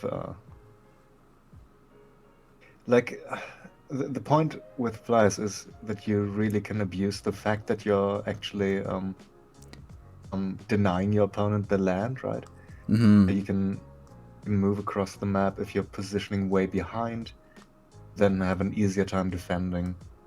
Especially versus jump, you don't really want to give them the center tiles to jump onto. Yeah, the center style really bad into the blue matchup.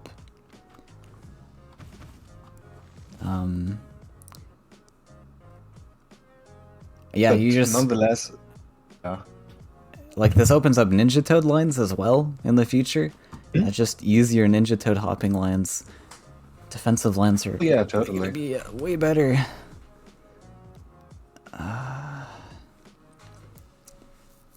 Sash played right into trade range with the Prophet.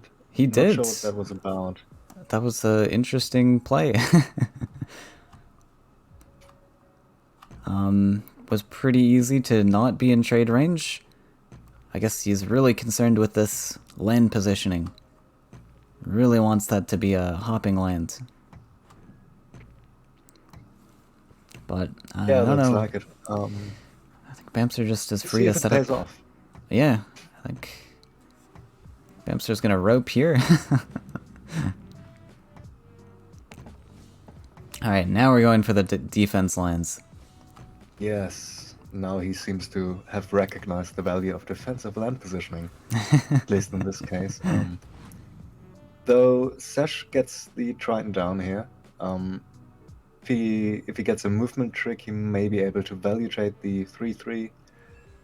But of course, for Bamsa, there's the Baron Sky Vulture in hand. Yeah, top decked the champion a little bit late on this particular turn, but hey, that's okay.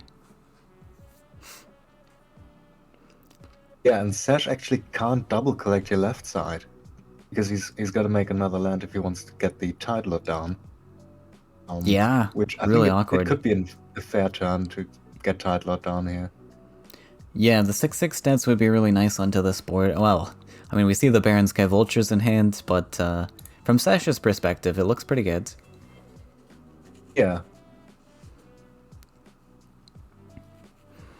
And it looks like he goes for that line. He does not trade here. He plays right into the Vulture. Right into Vulture. Bamsa is just the nuts again. Yeah, Just we with can. the top deck of Desert Twister here. Not even Desert Twister, he could just use the champion instead. He can now latch onto the land of Sash and then corrupt the Bloatfly. And take a double vulture turn, that's pretty good. Yep, double Vulture looks great. Punish super hard, even more so because now this Vulture is 6 attack, and now your 6/6 Tide Lord in hand is not even going to be that impactful anymore either. You're just not gonna hold up. Yeah. Look, you've invested about 7 Faeria into right side collection. With the with profit there and the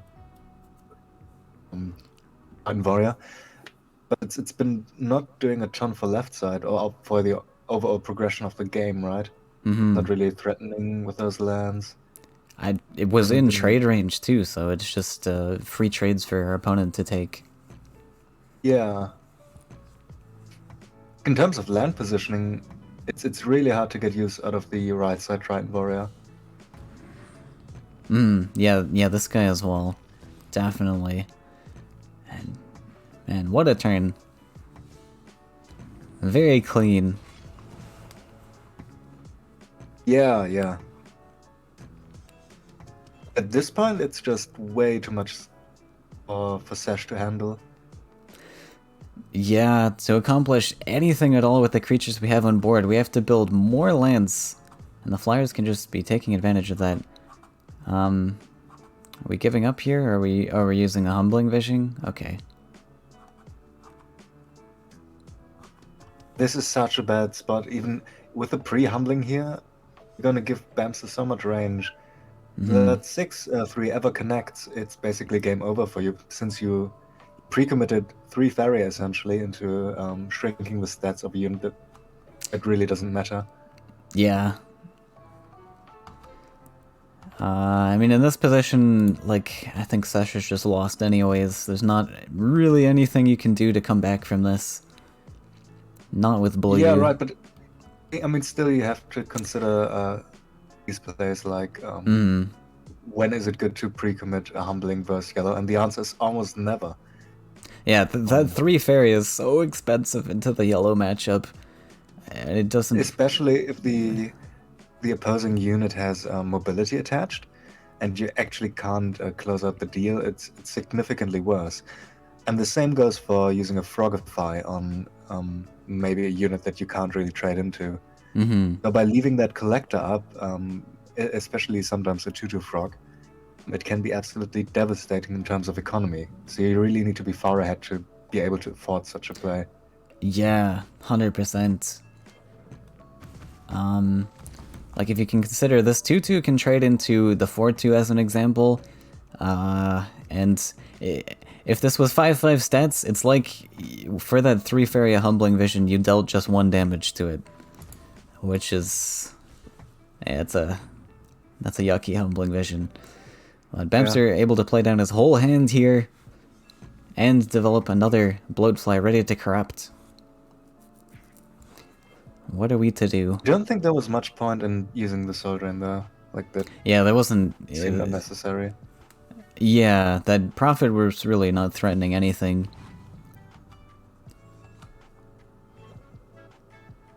So the positioning on the 6-3, I think, leaves a lot to be desired.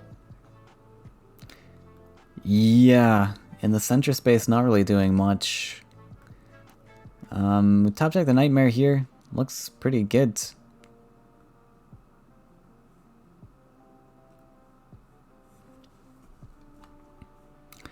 Nightmare, we even have Soul Pact, so we can keep dumping Bloatflies. Wow. Yeah, the train has started, Moon. Train is leaving station. Yep. And now the 6-3 stepping over. We don't have that Nightmare for Colossus anymore, but the value we gain in all of that just far outweighs holding on to it for Colossus in the future.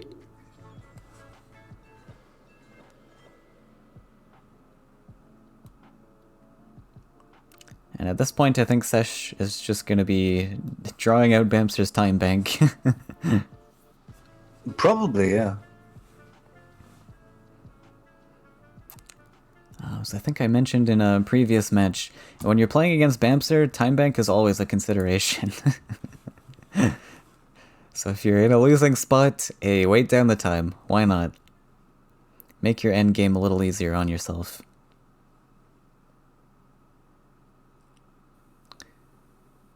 It's crazy. I don't think any other player has been this prominent with his time back use. But yeah, usually time back is not really a consideration, as you can see for Seshmara here. He played most times pretty straightforward. 86 minutes on his clock remaining. Then, yeah, bumps are 10 minutes down. Yeah, insane time lead here. Unfortunately, you cannot win on time lead alone, and so somehow Seshmara has to get into the game back here, or at least mentally, and prepare for the next one. Yeah, that's a good point to make too. It's very easy to, because Sesh is currently down 1 game already, and if you're 2-0, that can be really taxing on your mentality, where you're maybe a little angry at how things are progressing in the game, and you got to be able to calm yourself down.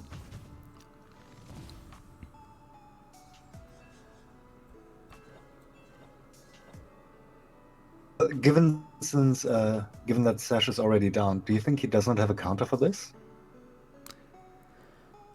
That's a good point, actually, because yeah, this was apparently meant to be the counter list. If Sesh picked it to fight this Flyers, since Bamster won the first matchup, so he might not have a counter to the Flyers, which I think is something he struggled with in the last tournament as well, actually. His lineup seems to be just very weak to Flyers usually, because he really likes his blue, and unfortunately blue is just weak to Flyers. Without Flyers counters, it's just really rough. So what was his lineup then? Did he bring all blue again, or? I don't remember, I wasn't paying attention. We hopped in there very quick. In the last tournament I know he brought... I think he only brought 1 blue in the last tournament, actually. He brought a bunch of blue-yellows, which is pretty much has the same weaknesses. Technically, Moon, that's still a blue. Yeah, it's still the blue. It's still got very similar weaknesses to Flyers. And that's something you got to consider when you come into these modern tournaments, is Flyers is dominating the meta currently. It's not something that can be ignored. You're almost guaranteed to run into 1 Flyer match per set, per series, it would seem. So Always great to have at least 2 Flyers counters in your lineups, just in case the one gets banned. Then you're okay. You can hang on. But all this to say, we'll see what Sesh's next lineup is, or next match is. He is drawing this game out quite a lot. Definitely.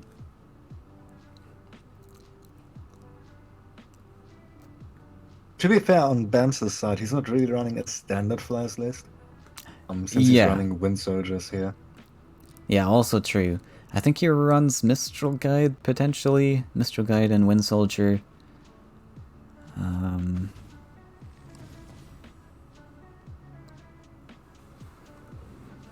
A very expensive list, actually, in terms of lands, because we've got more than one Bloodfly, more than one Vulture. I think he runs triple Vultures and then at least double Bloodflies. Plus the Champions, and then plus Desert Twister as well, actually. Jeez. There is some land greed. So, great potential for Bamster to get bricked in his opening hands. So if Sesh can monopolize on that in his next matchup... And hear me out, this might be a crazy take. You could just draw Air Elemental every single game. You could. Bamster has shown that he's the top-ticking god this tournament.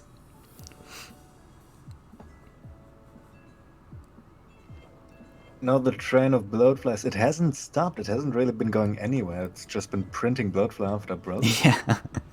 That's almost a tongue twister, right? Printing Bloodfly. Printing Bloodfly after Bloodfly. Okay, maybe it's just me, but anyhow. The point is, many Bloodfires are entering the play here. Only one single Triton Warrior still there to take it out. To battle against the Swarm, the ongoing. Yeah, and Bamster's got all the Faeria in the world to deal with it too. Yeah. Are we not going to clear this Triton? I guess we still have the opportunity. And the problem for blue is really, if you want to beat yellow, the later stages of the game, you really need some scaling. The Wave Crush Colossus or Archons. And then you also need some early board presence. It's not going to cost too much of an investment. Yeah, what was this play? I mean, we just let him double collect for no reason? We had, like, literally such an easy play of Desert Between Wells, collect with Wind Soldier, but okay. Yeah, the play was there, definitely. Bamster wants to use more Time Bank.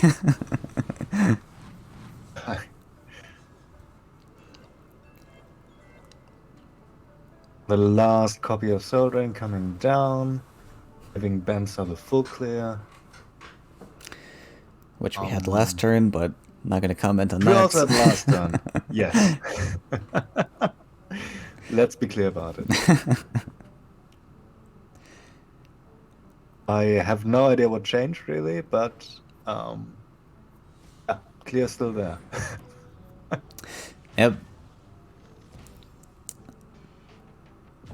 We'll take it, and more choo-choos. Or 3-3s. Do you have a Ninja Toad clear if we want it? Stop those Bloatflies once and for all. Yeah, that's gonna be pricey though. Yeah.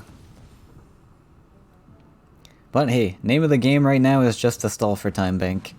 We're not winning this match anymore. Though, to be honest, Bloodfly takes a lot of time to play the animations, play down more Bloodflies, so you might be more concerned in clearing the 6-3 with your Ninja Toad instead. Maybe, who knows? If that's the real Time Bank strategy, then... Yeah, I mean, what other points are we playing this match out for besides Time Bank, right? Well, if you don't know the list exactly, you can play the match to scoop out some of the cards, some intel for the next game. Like, with a few of these cards, like Desert Twister, for example, it's actually quite useful to know how many copies are in the deck, so you can adjust your play. Yeah, very true. Good information as well as Time Bank Gathering. But Bamster is going to take that match 2-0. So Sash is going to have to figure out how to deal with this. I imagine Bamster's taking another 20-minute break. 20-minute break. Oh no, we're ready to get started. Okay. Oh, it's the mono green. Yikes. Yeah, this Doesn't look is too promising. yeah, this is what Sash usually runs. He's got the double blues. I think he that wasn't double blue, but he usually brings double blues plus a green. 3 decks which are very weak to yellow.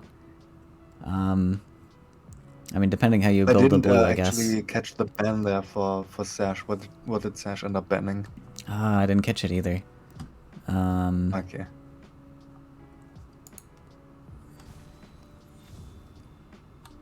But yeah, I know Bamster does not have 2 flyers list. He has got the flyers and he's got a husk list.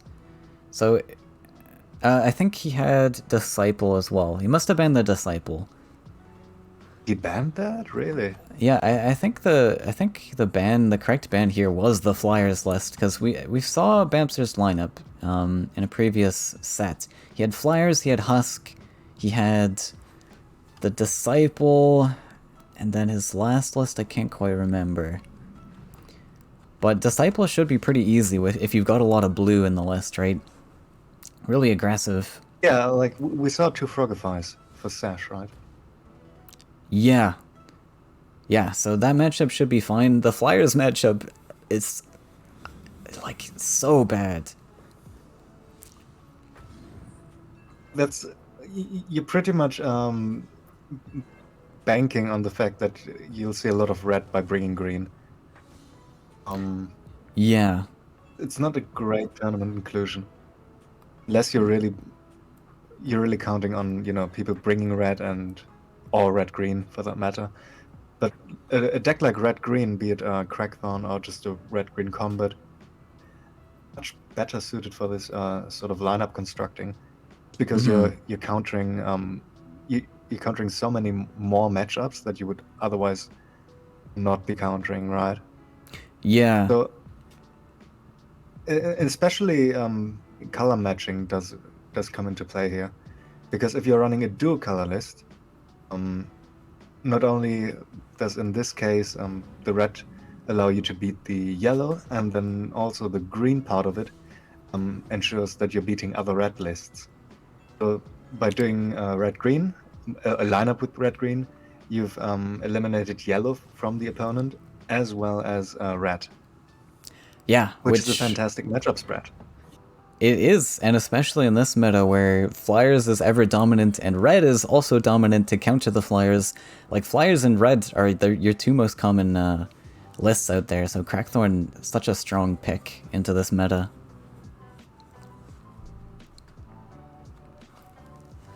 I feel like lineup constructing is for the most part a process of elimination, right?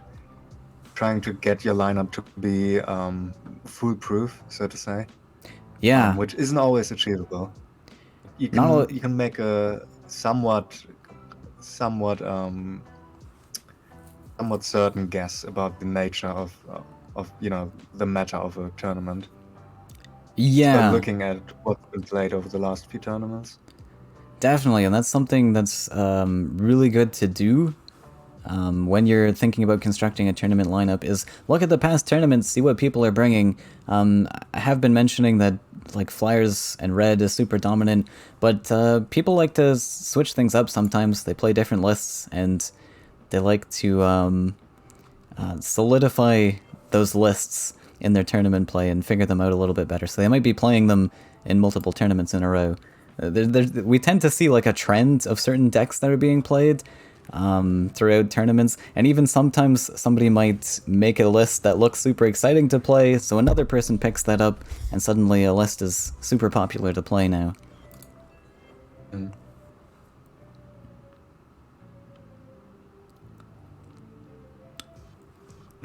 I feel like a general rule of thumb is include 2 counters, and then you set. Yeah, 2 counters to the archetypes that you're most afraid of or you think will be most popular in that tournament. Because you can't include 2 counters to every archetype, obviously. But Well, it depends. Obviously, not every archetype in that sense, in that absolute sense. If you take a look at Sash's lineup, for example, it wasn't even really the yellow that broke his back here. It could have also been, your opponent just bringing 2 red lists and then banning the green. Because Sash has blue yeah, very true. jump in his lineup, he has yellow in his lineup. Both weak to red, yeah? Yeah. Then simple ban on the green would have been sufficient enough to eliminate that threat from a lineup. So it's always good to have a backup, is what I'm trying to say. Yeah, really good to point out. When I'm constructing tournament lineups these days, I always like to make sure I have at least 2 Flyers counters and at least 2 red counters. Because you always got to think about, can my lineup survive somebody else's lineup if one of these decks gets banned? Yeah, and we've been talking so much about the meta aspect of it, but there's an actual game going on, believe it or not. There is. It's hard to really comment on because it's just Flyers into mono green, but yeah. Yeah. For the most part, if you guys are new here, or some of you are new, the stat line of 5 attack lines up pretty well into just about any of the green creatures. And then, in addition to that, Sash has decided to bring Llama Corn, which is a 5/5, and it costs 5 as well. Yeah. That's really not the greatest. If you compare that to a Manta Rider, which is a 5/3, and then it spawns a 2/2. It's actually a 7/5 in total. That's a horrendous deal. Yeah, it's horrendous into Don't any go to that Flyer. dealership. Yeah. Don't buy that car. It's cheap, but it's not gonna be good. Yeah. Yeah, just... Oh, it's so gross. And it's just trade after trade after trade here for Bamsa. And then the Chosen is going to finish it off, seal the deal. And especially with that reach. Actually, it's just a... What am I trying... Yeah, it's just a Vulture. Yeah, even the 4 attack stat lines in this are fine, because we got the Vultures to back up. And Sasha's just got a handful of garbage. Hunt Down also an abysmal card in this matchup. Yeah, definitely. Free Faeria to essentially a pseudo movement trick is not going to win you any games. Yeah, and yeah, Bamps are gonna take that victory and move on to the finals. Yeah. Alright, welcome back everyone. We are ready for the finals of the Seifer Open number 4, Bamster versus Summer Flame. Let's take a look. And let me adjust these scores. Ooh, there's double trouble. Double trouble. Twinsies, in fact. Ah, right. As both Bamsa and Summerflame decided to bring a Disciple list. Yeah, I forgot Crassius was that last lineup from Bamser over there. Summer looks like he wants to ban the Disciple. Makes sense. I don't think he's got a lot that's great into the Disciple. He does have a rush list, but... I think he should be able to handle the other matchups just fine. And Bamser... Yeah, interesting lineup here. Yeah, Bamser probably wants to ban the Disciple also.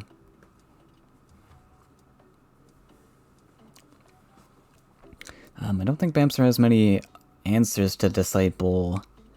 Like, Flyers can do okay, but it's just so volatile.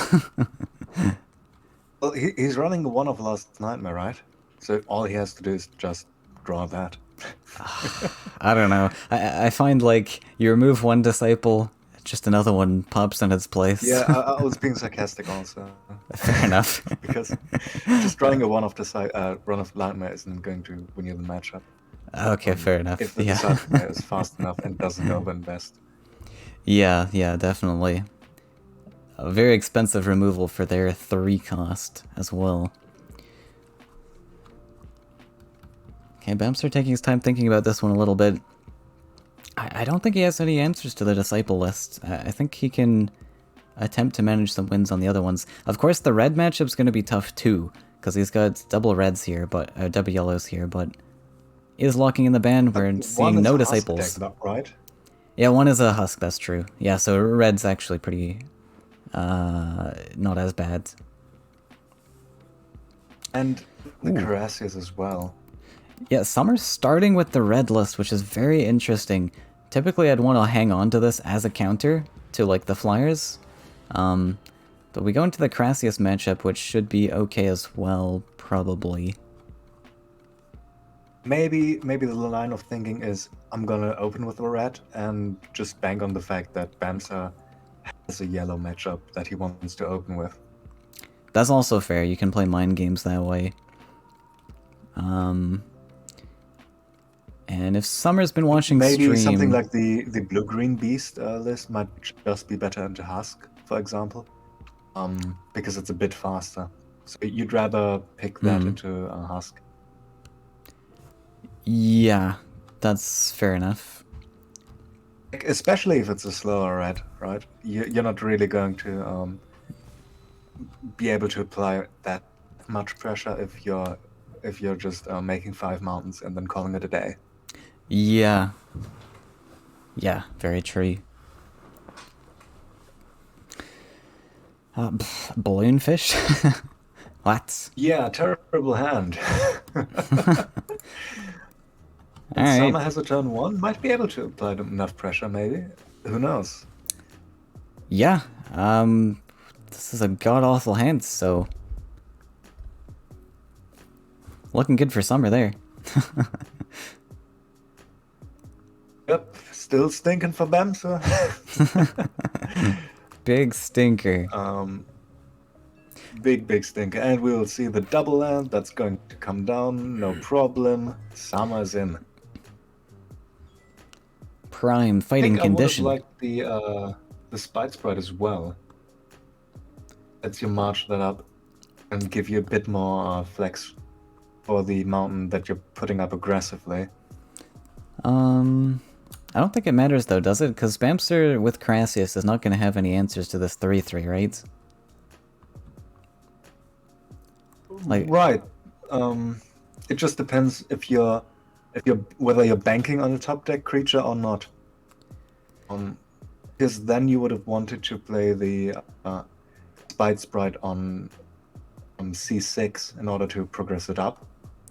As now, you would have to play it aggressively on B2, right? I mean, you don't have to. Like, you still have the option to play it on C6, right? Or are you saying, like, if you want a different creature to be produced defensively? It would have been produced defensively, but with the with it being able to step up.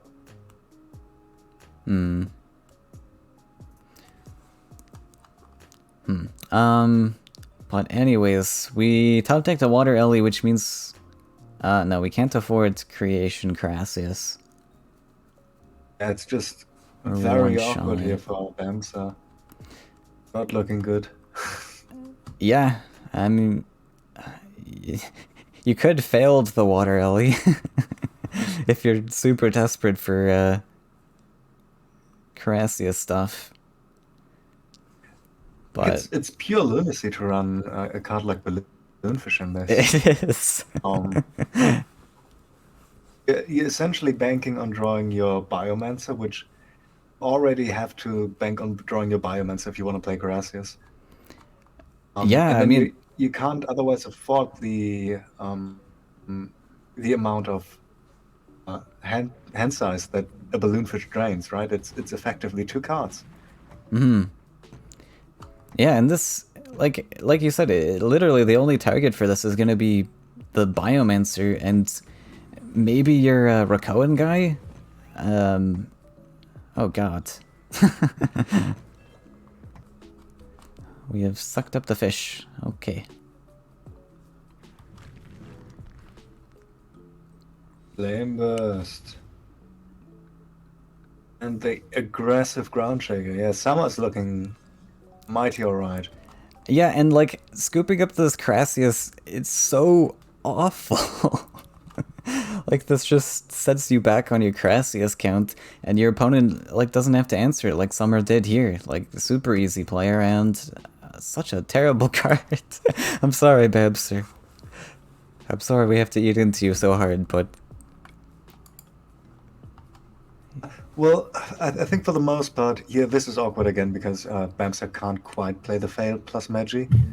yeah, we're one shy. Again, if you're playing a combo deck, right, and you're already committing cards like Creation, Carassius, Failed, those are all potential dead draws, right? Exactly, yeah.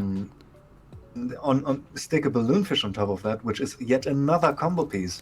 It is. You're really yeah. gonna end up with bricked hands like this ever so often. He didn't watch my archetypes guide.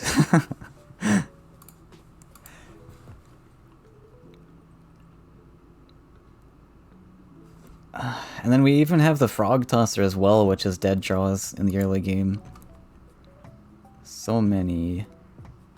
Yeah, but there's a Recruiter. So Recruiter coming down a bit late, but it's here. Yeah. He is here.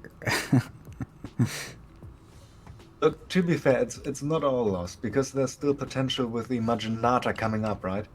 Yeah, Maj So if is a... Bamsa topics another failed, he could very well still be in the game. He doesn't go for the hit, though, which means that Carassius is, yet again, sticking around. But, actually fine in this position, now that we have that Maj opening to clear the Ground Shaker, this 2-1 can just sidestep and kill the 3-1. This will be a very big swing. Majinata's excellent into mono red. Especially when Summer's And only answers are the unfortunately, Bomb Slinger. Yeah. Summer drawing these slingers, he didn't really have a lot of proactive options in hand. He might be able to salvage something now, but then there's still the Marginata, which is insane value, even as a 5/5 protection. Yeah.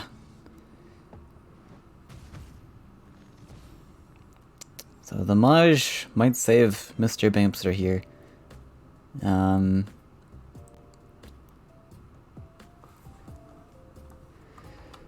Still a decent slinger into that guy. It has to be double slinger. As much as Summer probably hates this, I think it has to be. Oh. Draws again. Plays yet another Ritualist. And draws yet again. Doesn't like the hand he's been dealt. Very interesting that he didn't go for the slingers. Really wants to get a corrupt trigger off the Ritualist, just get more draws. Which is fair. Like that could be a way that you can actually win here. Searching Especially for... if you're finding something like a Garrodin, right? Yeah, Certainly forcing a lot of pressure with that. Yeah. It looks like the corrupt spot's gonna be blocked anyways, though, but... Yeah. And we don't really want to use a Flame Burst to clear a Carassius. We kind of want burn options. I think I liked Summer's play here. He's just, he's looking for other cards that can win him in this spot. Just playing off this Bomb Slingers isn't going to win him because he still has to deal with the 5/5. Yeah, fair enough. Then, in this position, if he would deck a Shaker, it'd be great because he clears now Bamsa's collection. Bamsa can't +1 into Creation. Yeah, fair points. A lot of good lines that are being enabled by this play. It's going for the tempo, you wouldn't really have a lot of follow-up, and then maybe Bamsa can swing back into the game.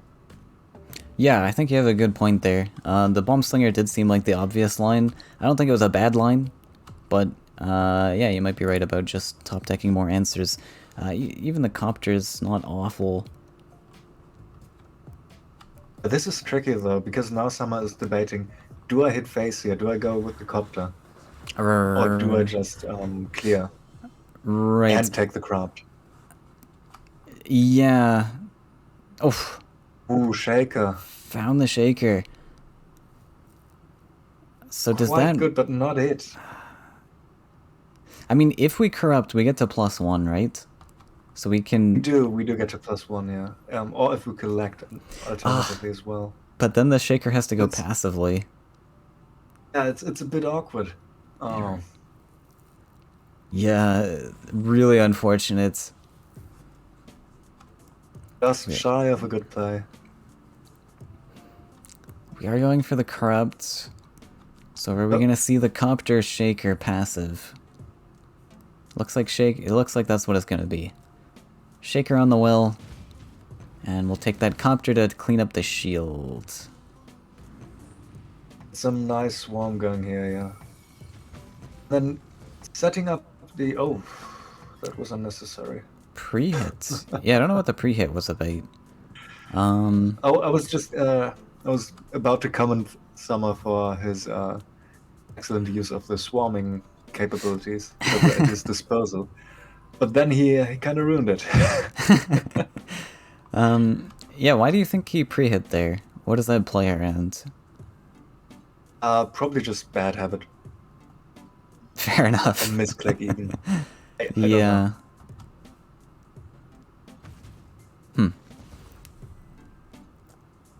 Really not a good explanation for that. Yeah, it's hard to say. Is it Tosser he's afraid of or something? But then, like, still. I don't know. Investing the Crassius here plays into... it doesn't really play into anything, so... Yeah, Sure. at 5 Faeria, you're pretty fine as Bamsa here. You don't have to worry about too much. There's a Flame Spitter coming down. After dealing with these Karasai though, Bamsa is now on the draw to find a creation. Yeah. The Biomancer, alright? Oh, we found the next one. Naturally draw. Right. Alright, so next question is there a Garridan in the list? Can we close out these Crassius? Always good if you're playing against a Crassius player to note how many hard copies are left, and how many have just been played with simply creation. If you can bait out their third copy of Crassius, then you might have a potential to kill them all.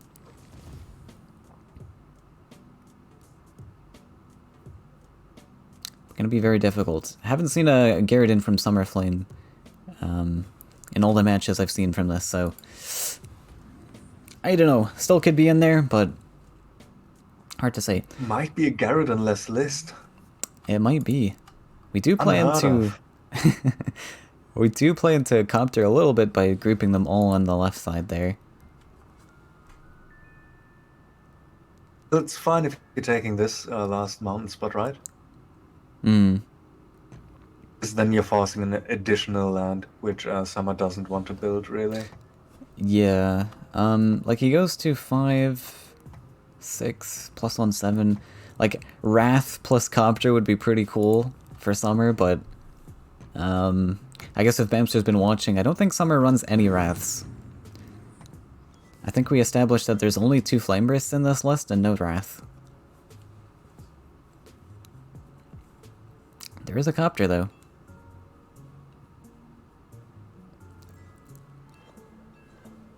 Ooh, very nice. They're threatening the Garridan that's not in hand yet. Yeah, I like it. Not playing anything.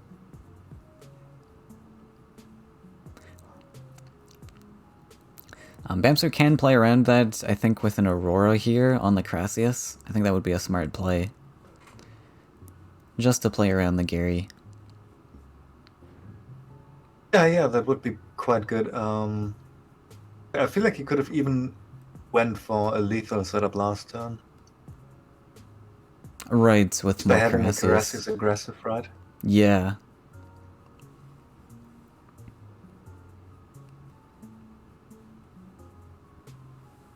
Oh, come on. Rah, Gotta collect.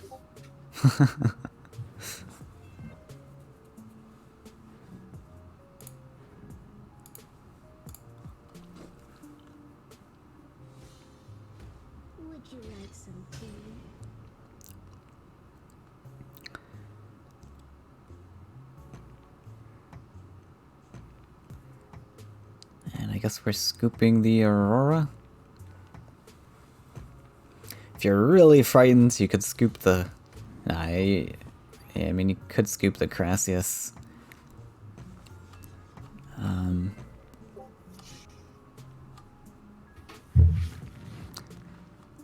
And that's the last resort copter. Yep. Let's explode together. Oh, Summer has pretty much used all of his resource again. Going to take a while till he can get up to Garridan as well. And one is safe now in the belly of a balloon fish. We got Frog Tosser coming. Doesn't look good.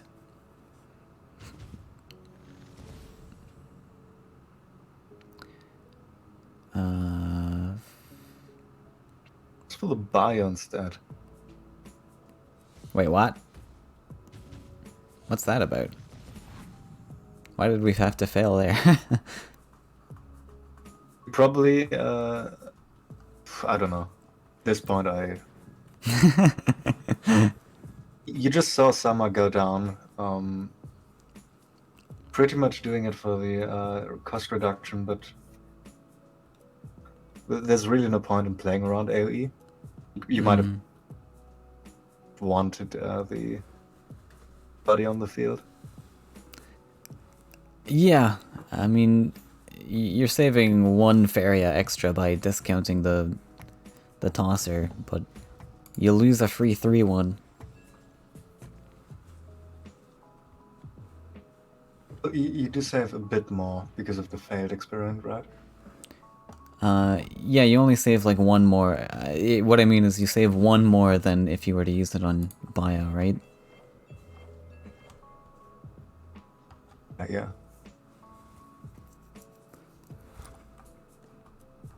I would have had a clean answer to the Lost Explorer, too.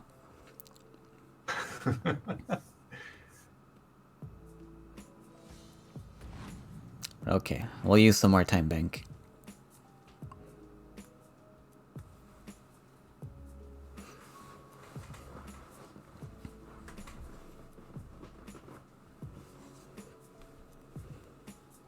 Cheese says if Bamser wins this, Balloonfish must be good, right? He won with it in the list. Confirmed good cards. I mean, clearly, that is the one thing that you should take away from Yes. watching this tournament. Include Balloonfish in all your Crassius lists. Boys and girls. It's a good card. I mean, to clarify, Balloonfish is a good card. Just not in this.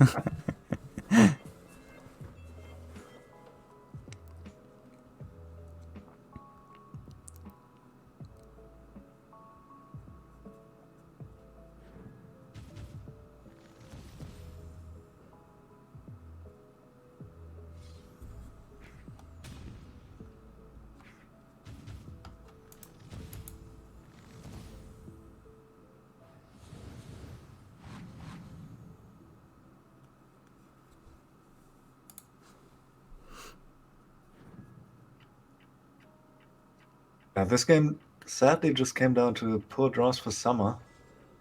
He was Yeah, he really made- not able to put down any proactive play for a few turns. Yeah, he made some really good plays. Made the best of what he had. Did have the read, didn't pay off. Too slow.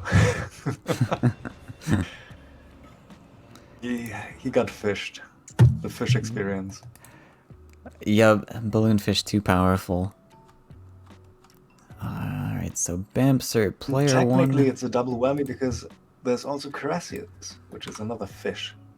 You got double Haven't seen that fished. kind of fish swim around, but definitely a fish. Would gladly give that the tagline fish. Next tag- expansion, fish Fish. expansion. Fish No more expansion. Rokans. 2046. Speaking of taglines, maybe Summer is going to actually pick up the beast here and Yeah. push a few mid-range games out. Yeah, he's got the Beast. His other matchup is, or his other deck is, What, I can't remember now. The Disciple was banned. Well, we'll find out. It's the Yak Stride. It's the Yak Rush. So actually, we're gonna go for the Yak Rush. Yak Rush to counter seems solid. And then we got yellows for the Beast to deal with. Can happen. Some of the Beast stat lines can fight flyers. But it's, not ideal. It depends, right? Cards like Grizzly are fantastic in terms of stat lines. Grizzly's pretty good. You also have the Shifting Octopus, right? Which is really good. Yeah, doesn't even play into, like, Vultures, where, like, you got the 5+2 needed, not 5+1, like other 6 HPs. Yeah, yeah.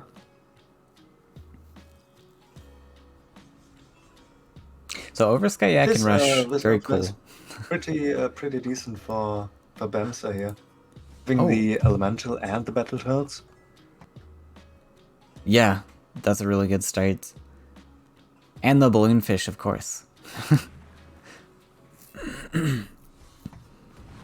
Actually, we can Balloonfish here if we want. No? We don't want it? Oh, that's going on a Battletoad. Okay. Could have had a double collector. Very exciting. Intrepid Explorer. I actually thought this was a rush list, because Summer rushed with this before, so... But, makes sense to go mid-range lands as well. Yeah, might have been just the matchup then. So, though, an insane opener. Yeah, why are we debating the Second lake? Water Elemental. I think we only need 3 lakes in this deck. So I don't know Yeah. what the lake production is for. I feel like you would go for the second Water Elemental since it lines up better into the 2-3. Given what you're working with, you definitely want that. Yeah, I would think so. If your plan is ever to contest left side, which I think you should consider. Yeah. At least consider. Yeah, I think it's a good consideration. Obviously not playing into trade range is good as well.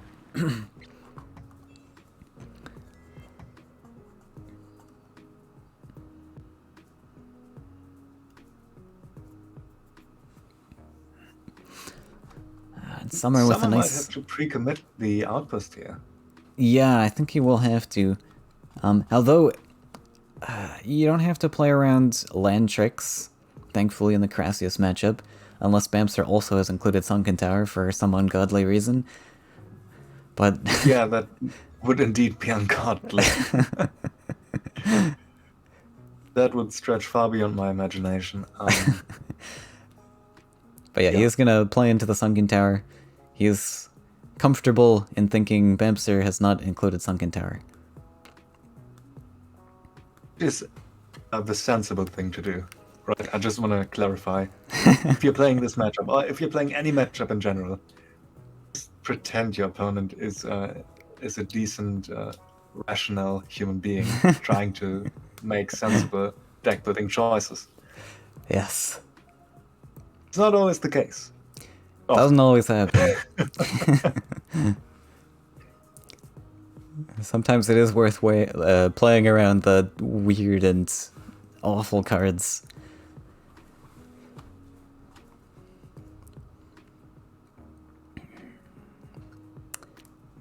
We are set up for a buff on our Oversky Yak.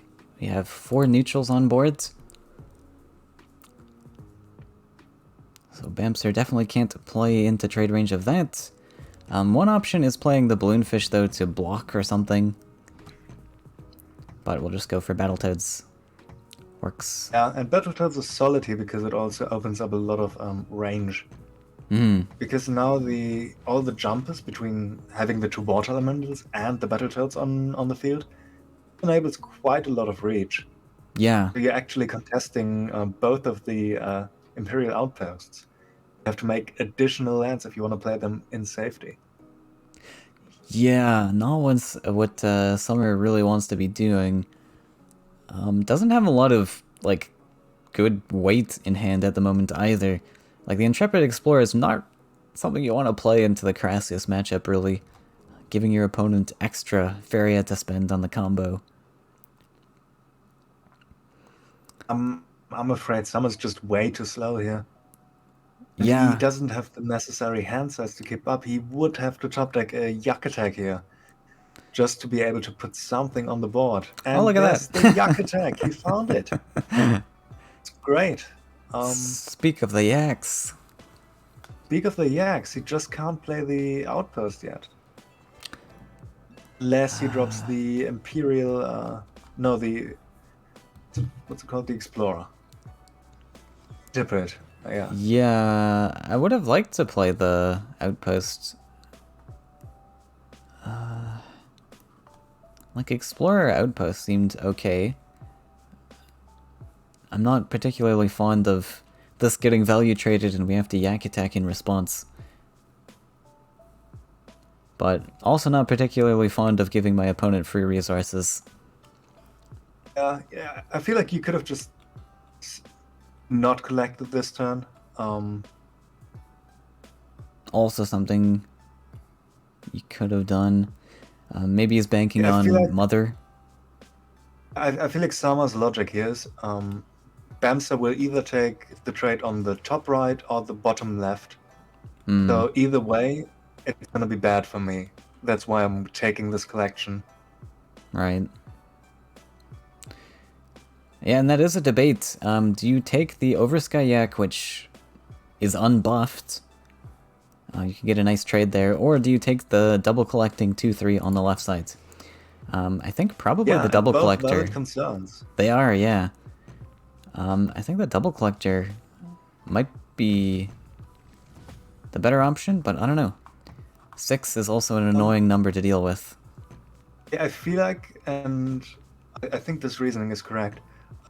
I feel like the double collector isn't as important because you know for a fact some of them doesn't have a great hand. At least he doesn't have hand size that allows him to, develop anything on board that is meaningful and can contest.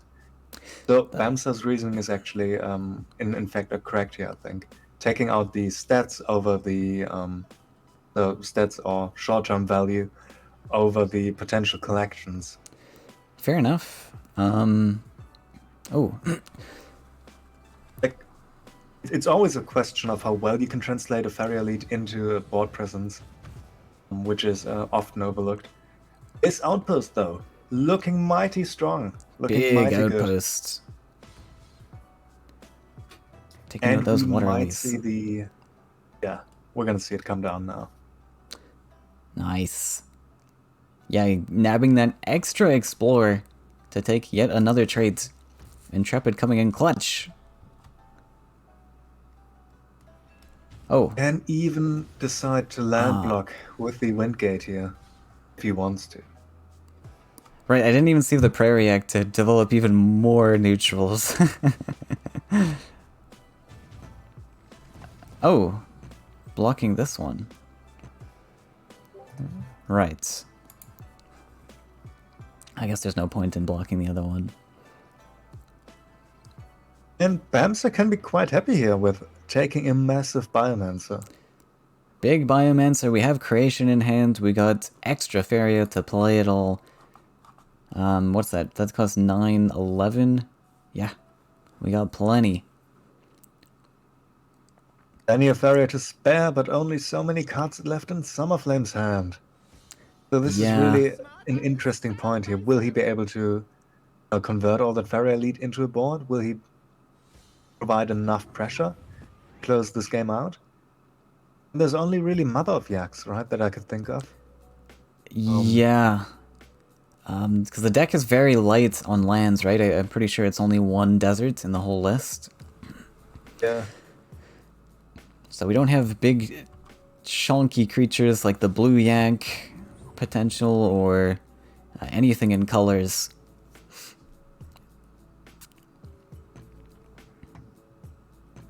Wait, did we play double balloonfish there? I think we did. Interesting. Not going for the Crassius then. I guess we don't have to creation this turn. Um, we since we top decked the other one. Yeah, I feel like someone's not gonna give you the trade on the Gracias if you can avoid it. Mm-hmm. And especially with the Windgate in play, you can just develop right side now and try to apply pressure that way. Yeah, 6-3 Lost Explorer on right side looks pretty nice. Yeah, and in a position like this, you really want to hold your Carassius. But basically, and especially since you've drawn 2 now, you do want to guarantee that you can kill it off. Oh. Just for... Oof, doesn't take the hit. What? Why didn't we take the hit? That's insane. That is insane. We're just giving a free Crassius proc for no reason. He was probably worried about the Battletoad jumping up and threatening the outpost anytime soon. Yeah, that's the one thing I could see, but I mean, is Crassius not more threatening than a Battletoad just taking your outpost? I think it is pretty threatening, since it does enable a lot. Yeah. Second copy, creation. What if... Yeah. Yeah, I mean, pretty much creation as well. Having those cards potentially brick in bumps his hand. Yeah, it's just a 2/2 Toad, right? I mean, it can get Majided. That's always the potential. So, like a jumping Toad, 2 turns towards your face, it's now a 7/7. A little spooky, but I mean, I don't know. Crassius is very spooky. Ooh. The Corrupt is actually insanely good here. Maybe someone can take the tempo line here and have it pay off. Maybe. We have a Mother Yak potential, right? Yeah. You get to summon the taunts adjacent as well. And those are getting buffed as well by the Imperial Outpost. Yeah, I mean, maybe we spoke too soon. Maybe this was the correct play all along. Just because we can actually tempo this. Is Crassius or too slow to make an impact? I don't know. But he can just re-swarm here also, which is an issue. But we have the Yak attack. Oh, we don't have enough. Especially with double Fed Marginata. It's looking a bit rough. Yeah. It really does. But does Magi even work? You can't put it on the Balloonfish because the Balloonfish has already swallowed a Toad. True! Anti-synergy. Like, Babster, I'm so angry that you chose to include Balloonfish in this list. Why? Yeah, we don't even get to re-swarm then. I guess we can battle Toads or something? Or we could just drop the Crassius. If you just top deck another creation. Yeah. Free to do everything you want, apparently. Alright. Fair enough. Alright.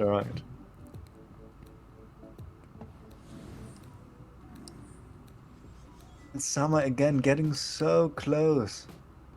It's just not gonna cut it. Yeah. Wall of Karasai has been established. Election has been lost. No more potential for Yak attacks. Again. Yep. This 5/4 just gotta stare down that 8-2. Yeah, we can only ever slap for 9 at most. Not great.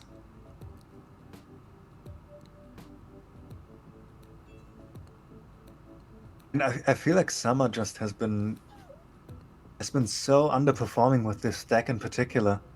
Especially if you're looking at all the cards that he's holding in hand right now. Even an early Queen's Guard, an early Yak attack here could have made the difference, right? Because there was one point where he was collecting, where he was on the triple collection. Yeah. And now that has been lost, all of that. Yeah, we went for the tempo. Mother didn't pay off. Though if, yeah, I mean, if we had dealt with the Balloonfish instead of the Crassius, maybe our Mother would have had an extra turn to get into face.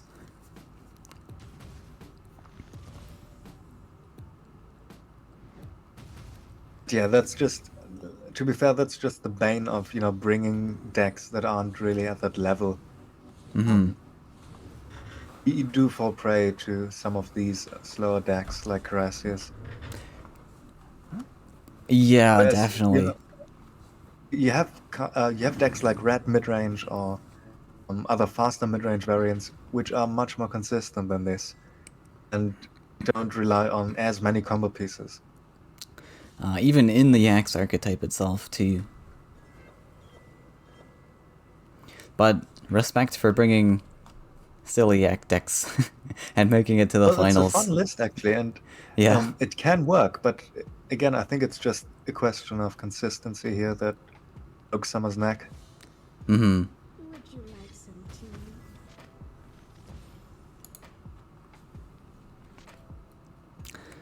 But we still have one more chance. It's not over yet. Definitely not over. I don't want to wish anything here. We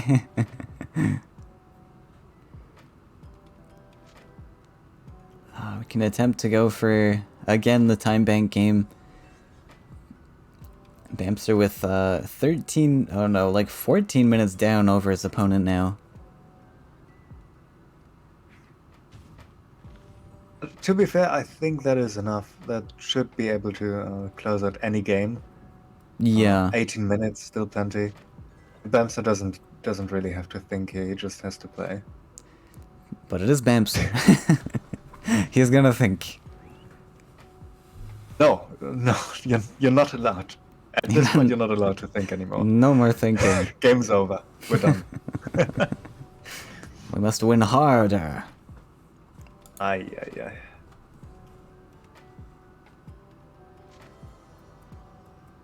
Right now, what Bams is only really concerned with is, have I missed any buff from the roaming yak? Oh, what was it called? The 2/3 yak. Remember the name? Yeah, that one. That one, yeah. One that hand buffs.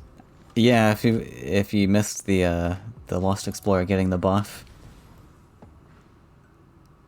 Yeah, so if that lands on a haste yak, for example, you're potentially taking a lot of damage to the face, so that's why he tried to play around that.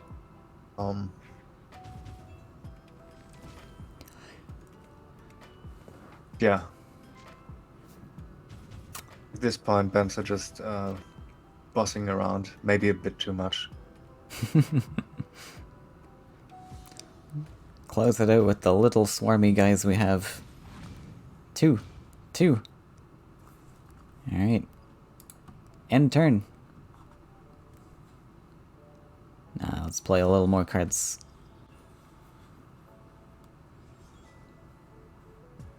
Longhorn Yak. The That's the one. Longhorn yak. Yes. How could we have forgot?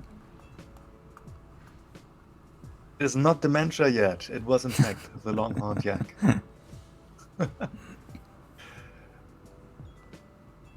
I remember now.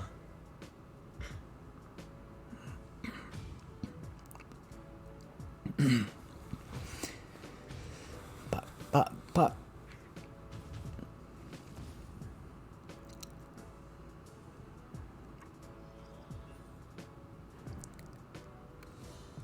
We are a full Carassia swarm away from lethal. We are. Which I don't think is gonna happen, actually. We got 2 more turns out of this, and a daring adventure. Amazing. It's gonna be a very, very happy daring adventurer. Yes. Yes, max value. Ah, yes, we're just going for the big one. He does know what the Twitch viewers want. It's a 12-12 for 4. This is what we were waiting for all this time. And still, Bamster has no lethal on boards. Yeah. Maybe the most frustrating thing about this. The slow lethals, yeah. Pass, turn. Quickly. No, let's move more. Okay. Oh, there's the Is buffed. The buffed There it Topaz. is. And Summer expertly clicking that +1 pass as soon as he possibly can. He is playing for the long game. He wants to win this next match and play it out until the end. But Bamster is... Definitely. Good call to preserve some mental strength for the next battle. Definitely gonna need it if your plan is to 3-0. Yep, that's gotta be the plan. We got the time bank to do it now. I think Bamster is gonna struggle if it goes to game 5. So I would say Summer needs to win 2 more matches, probably, to have a reasonable chance at winning. Which isn't too far off, right? Yeah, I feel like Summer's not giving credit enough to the beasts. I think they can be rather fast. And as we've seen in game 1 as well, Bamster can also dead draw. So there's the potential for that. yeah, with these balloon fish and like, all the other combo pieces, there's so much clunk to draw into. And yeah, I like the Beast matchup into Crassius. There's a lot of outs you have. Even with Hunt Down, it's pretty cool to be able to snipe a Crassius that your opponent thought was safe. Yeah. I almost feel like Summer might have gotten baited by, all the neutrals in his last list. Because even though it seemed like a good counter on the surface, it's actually a list that does want to operate more for board presence, right? Right. And then take a slower approach. It Scaling is- the Mother of Yaks and, getting enough time to set up the outposts and to draw into your combo pieces. Yeah, there's not a lot of aggressive tools unless you're rushing with like Queen's Guard and such. Yeah. And like compare that to a rat where you have more reach by having Flame Burst, Cypher's Wrath. You're able to convert a lot more Faeria into actual board presence, right? Right. Aurora is gonna be trouble in Bamster's hand here. Ooh, Seed of Paradise though. Very nice pickup. This is going to accelerate the speed that we need. Yeah, he might just be too fast. He actually forgot to play it.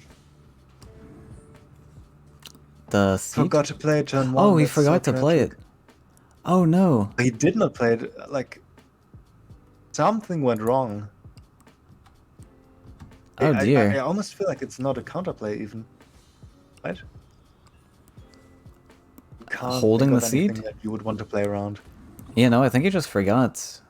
I hope he's not like trying to play too fast to like put pressure on Bamster's time bank. I think he needs to take his time in this matchup. This is a real important one to win. We played for time bank in the previous match. We can use our time now. Yeah, We this will is fight. still our first match, right? We absolutely have to win this. Yeah. This is our first win, I mean. Still a bit faster, so no Mythmaker coming in. Right, so we went for the Rakoan Recruiter, so we're a little far off from the Aurora.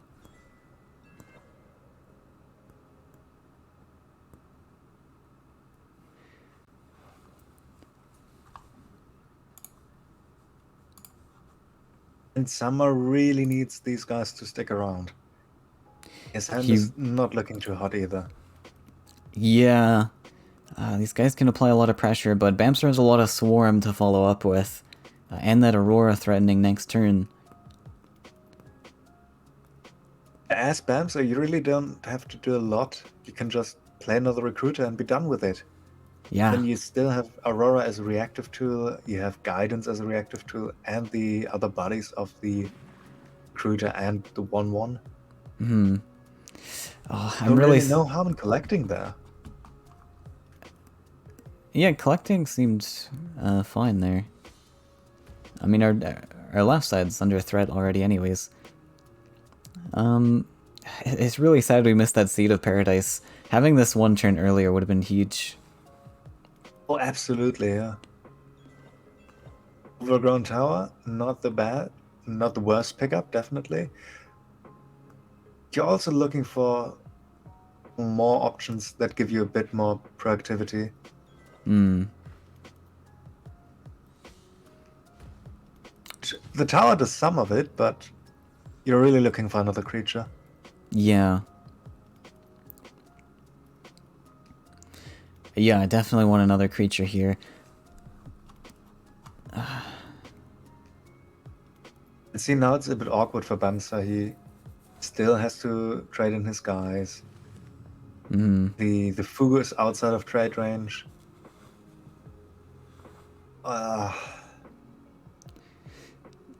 Pre-buffing looks awkward. Yeah, I don't think you ever pre-buff here. I mean, you just can't even, because you only pre-buff once to 6. You'd have to invest 2, which is horrible.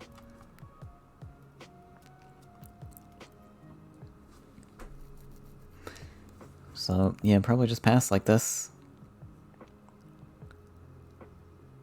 Step the 1/1 in, sure. Set up a potential Aurora trade if you want it. Oh, Tyrannex for summer here. Tyranax It's really actually nice. a great line he can take. He could develop the Tyrannex aggressive using the hunt down here on the 5/5. I think he missed that. Right. Yeah, very true. I like that play. Because, yeah, we're going for a lot more passive plays. Oh, going hunt down. He's playing so much for board now. He is, and he was kind of doing that in the last match too, right? Yeah. I mean, I guess in the last match he was kind of forced into it, but In this one, he really wasn't forced into it. yeah, I mean, I think you win this matchup with tempo plays, going face. But fair enough, we just missed it, maybe. It's not an easy line to spot. Since he Yeah. was using the hunt down this turn anyhow, I feel like that might have just been the better use. Hmm. Especially since he wasn't collecting left side either. Yeah. Though I will say he's got a nice setup here for next turn, especially when we can see Bamster's hand here. We got the Ancient Boar, we can dash aggressive. He can't develop the Aurora without taking heavy losses from it. Also, as Bamsa, you really don't have a lot of targets left for Mythmaker. This Yeah. has to be your last shot. Yeah.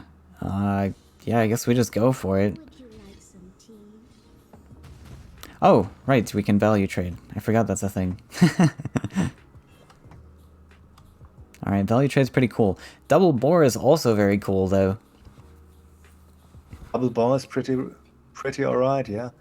And you can even set up the Seed of Paradise as well if you want. Right. At that Yeah. point, you're probably concerned with Tosser, but that's about it. Right. Oh, Goes no. for another defensive play. I just think we're losing by going defensive. Summer! Come on, Summer. You see, Bamsa, he left the turn on 4 Faeria, unused. 0 cards in hand. Yeah. And Summer he's trying to match Faeria value, but at some point he's gonna get outvalued. Because there's no point in keeping up with Carassius. Yeah, and I mean, But all the balls in Bamster's... the world will help. Yeah, sometimes it's an option to go for board control against Carassius if you can keep them on, like, 0 Faeria. But he's on 9 here. He's completely fine to play his Carassius pieces. And especially with these boars both being invested left sides, now the Carassius can come down and feel pretty comfortable that it's going to get a trade in. Oh, never mind. We're not trading the Carassius. I lied. Alright, I mean, maybe at this point, he's fully committed to the game plan of just stalling. He's saying, I'm taking you down 12 painful minutes. I don't know if he's going to last 12 minutes. I don't know either. 12 That minutes might is a be lot the of time. rationale. But yeah, I guess.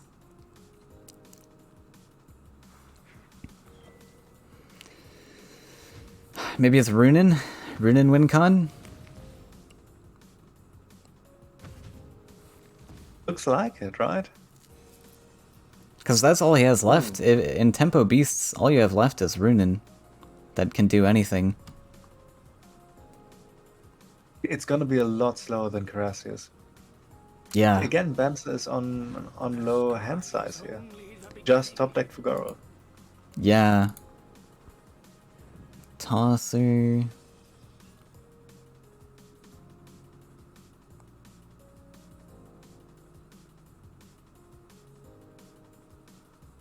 I'd be so happy to see someone win this.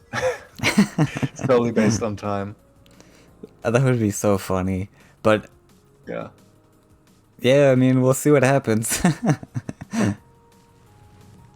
Alright, here comes Runen. We can get him Runen face. outside of trade range. Yeah, and it's Carassius is stuck. yeah, Carassius stuck. This is a what is that? 5-turn clock. And this with one you see simple. the awkwardness again, right? Bamsa could have, instead of investing 9 Faeria now into a single 3/2, he could have just waited on the second Carassius, or on placing the first one down rather. I mean, you could have killed this off. Like, you had an opportunity where both boars were unable to escape from it, and we decided to play it on the right side for some reason with the jumper Yeah, that can run away. I don't understand. He was probably too concerned about Summer's aggression. With the way Summer has played this match, he has made it very clear that he's not interested in playing for Yeah, very clear. the short game, for the tempo. Kills the investing Runen. yet another Carassius without it being doubled. Wait, do we run away here? Oh, that'd be so funny again. I want to see it. I don't know if it's good, but yeah. Yeah, I don't know if it's good either.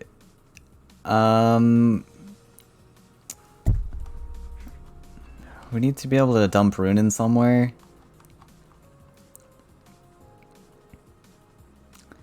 Yeah, goes for double land here, tries to maybe...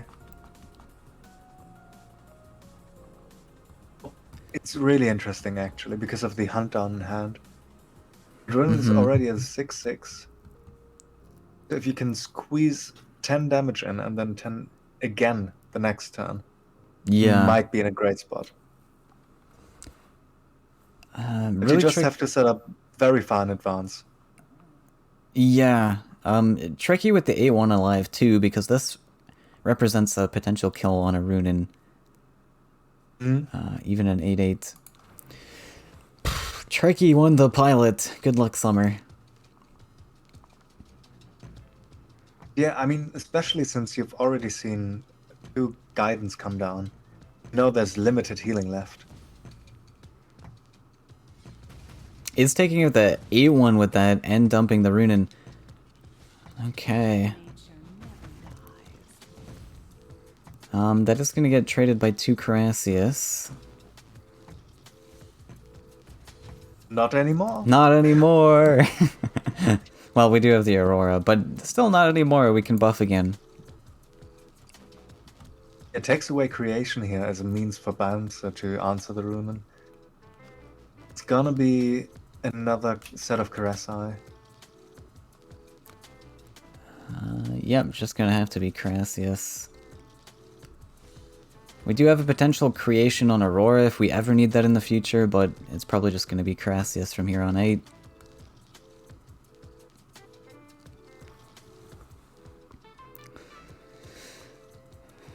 Mistake. With the hunt down, we can't... Oh, yeah, we can get to 10. Yeah, we can hit for 10 here. It's super Oh, wow. impactful once That's- we target here. We have to clear the Mythmaker. Yeah. And it's almost good. It's almost good. There's a Marginata in hand, which is playable. There's a Marginata in hand. There's also a Tosser in hand. Yeah, true. Tosser Yeah, can again, also that's come. going to be a lot of investment here coming down from Bamsa. Yeah. He is investing the Maj. But It's he's got to be able to... almost still lethal. Yeah, it almost is. He has to stay here. He has to stay in this exact positioning, and Sama Yeah. can take it down if he hits for 5 here and then it develops Runen again. It's Oh, pretty much wow. game over. Still collects again. He's insane actually, but Wow, wow, wow, Summer. yeah. And even going against our thoughts of, like, ignoring the tempo lines, going for control, is paying off. I don't see any way Bamster can come out from this.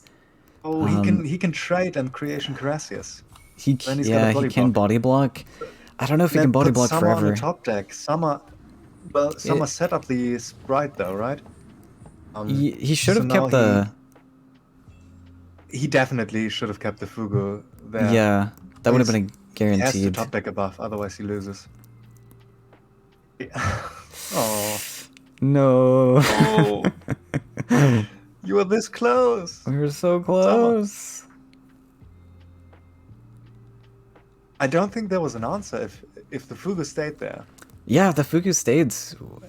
I think that was just a win.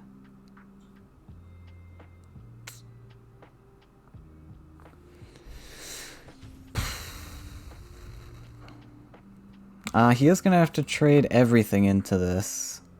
We found a failed tosser.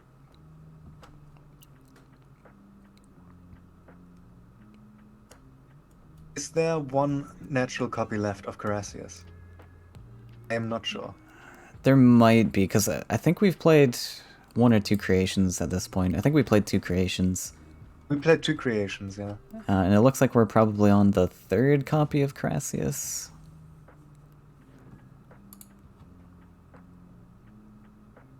Yeah, I think there's probably 1 hard copy of Carassius left. Ooh, a tosser though, coming down. Just being able to jump block more units. Yeah, Tosser's doing a lot here. And only 1 attacking forest is going to make this super awkward too. He can even double tosser to take the octopus out. Oh, that really sucks. I feel like he should take it, right? Yeah, I Aw. think so. Well, there's the buff that someone needed last turn. We can value the 3/2. We can sidestep Runen and produce another aggro creature. I think that's just the play, right? Ah, Like, it's really difficult.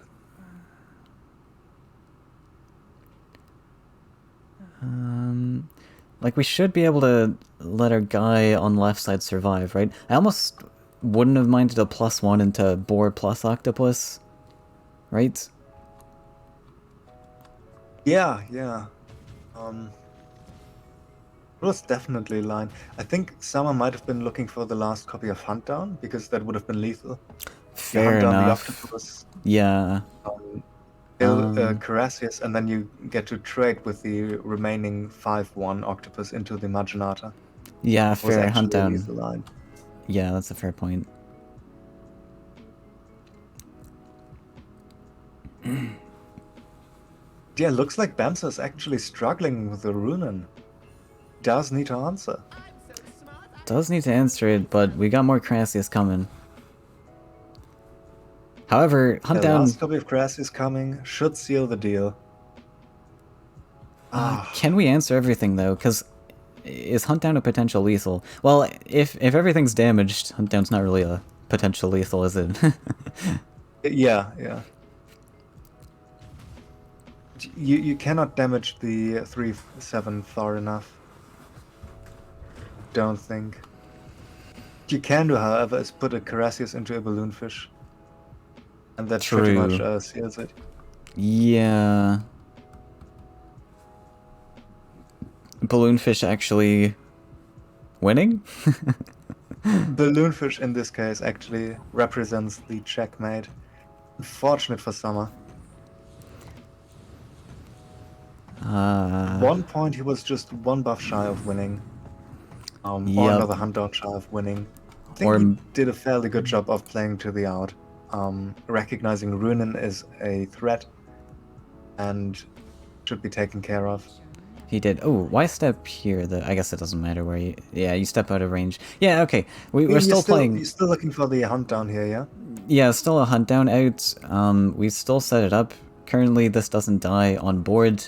We do have that tosser, of course. Yeah. And unfortunately, we're not going to be able to replay this rune on the next turn. There's the last copy of Creation for Bamsa. And yeah, that's gonna seal it. Bamster on 4 cards, though? It's 4 cards, but... I mean, how much do we There's not a lot need? of clicking to be done in the next six minutes, so... He also has heals potential. No, I think we used 2 buffs maybe this game. The guidance, yeah, I think he played 2 guidance in the early game. So fatigue we need, let's see, 1, 2, I think we need 3 fatigue turns to kill. Yeah. And we're just gonna step on all the Gotta give it to forests. Summer though. He really did well in this one. Yeah, that was a really great attempt.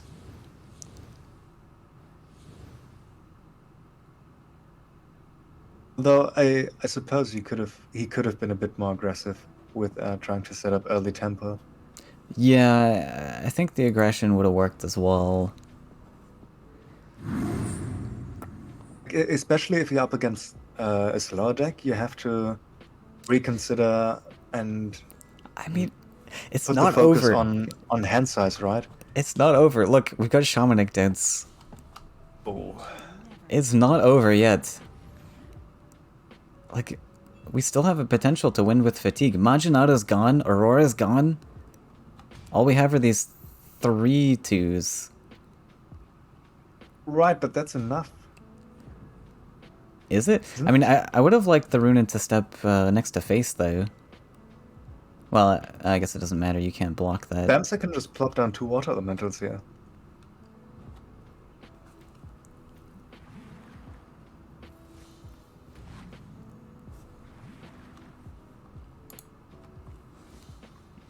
Yeah, like this. That actually prevents the Runen from ever reaching Right, the but clock. I would have liked the Runen to be next to face, I think. Because then your opponent can only hit you for from 3 a Summer side, turn. yeah. But yeah, you can't really... But isn't that like a win? If you're next to face.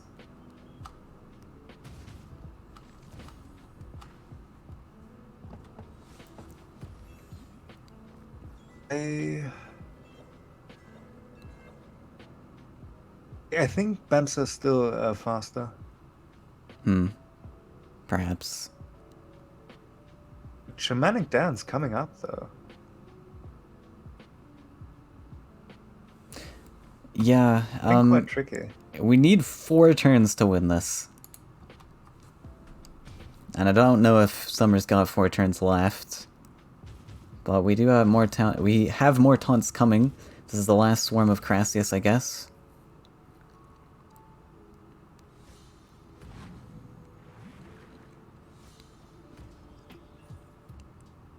Yeah, and Rune's just gonna get blocked again. We do have enough for Boar Shamanic Dance, though, but I don't know, there's so much stuff to deal with it. Yeah, if Bamsa just moves up some of these Carassias, yeah, that should be it. He did have to jump over the water elemental, though. I think. Yeah, you wanted to block this forest space, I think, because now the Runing can taunt 2 things again. Oh, yeah, this works. Yeah, we clear that. We play the boar and the taunt. Wait, does that work? Barely does work.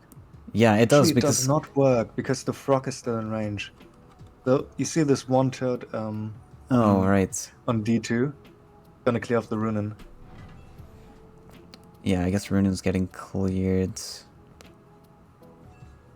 We could have played the seed to block something. Oh, but it's still not... Okay, wow. It's a spicy end game. Yeah. But I mean, it's really rough. Like, again, still needed 4 turns there to win. So many turns.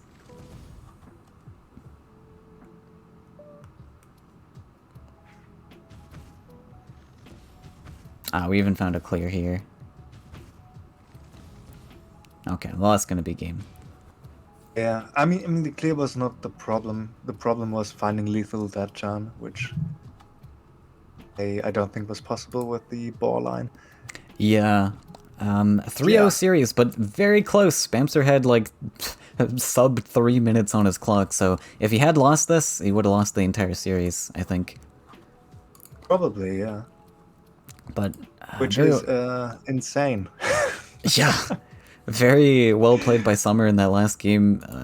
It was Definitely close. showcasing a new playstyle on Bank for Time Bank, I guess. Yeah.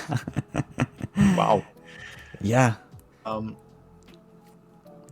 Definitely also bring some non-conventional choices here. Yeah, I think we saw quite a bit of that at this tournament as well. Non-conventional lists being played. Players just trying to have fun with it. Yeah, makes me think I should play another tournament as well to Yeah. bring the unfun again. Yeah, well, next tournament is going to be the Seasonal Cup. This is the final open of the season and the final open of the year. So we're going to be back in 2023 for the Seifer Seasonal Cup. I'll be participating in that. I'm sure Lizard will be as well. Not making any promises, but yeah, see you guys in another year full of Faeria fun. Yeah, happy Hopefully holidays. packed And with lots of good content, and yeah, enjoy your holidays, guys. yeah, Do that as well. yeah, and we'll see you guys in the new year. All right, bye-bye.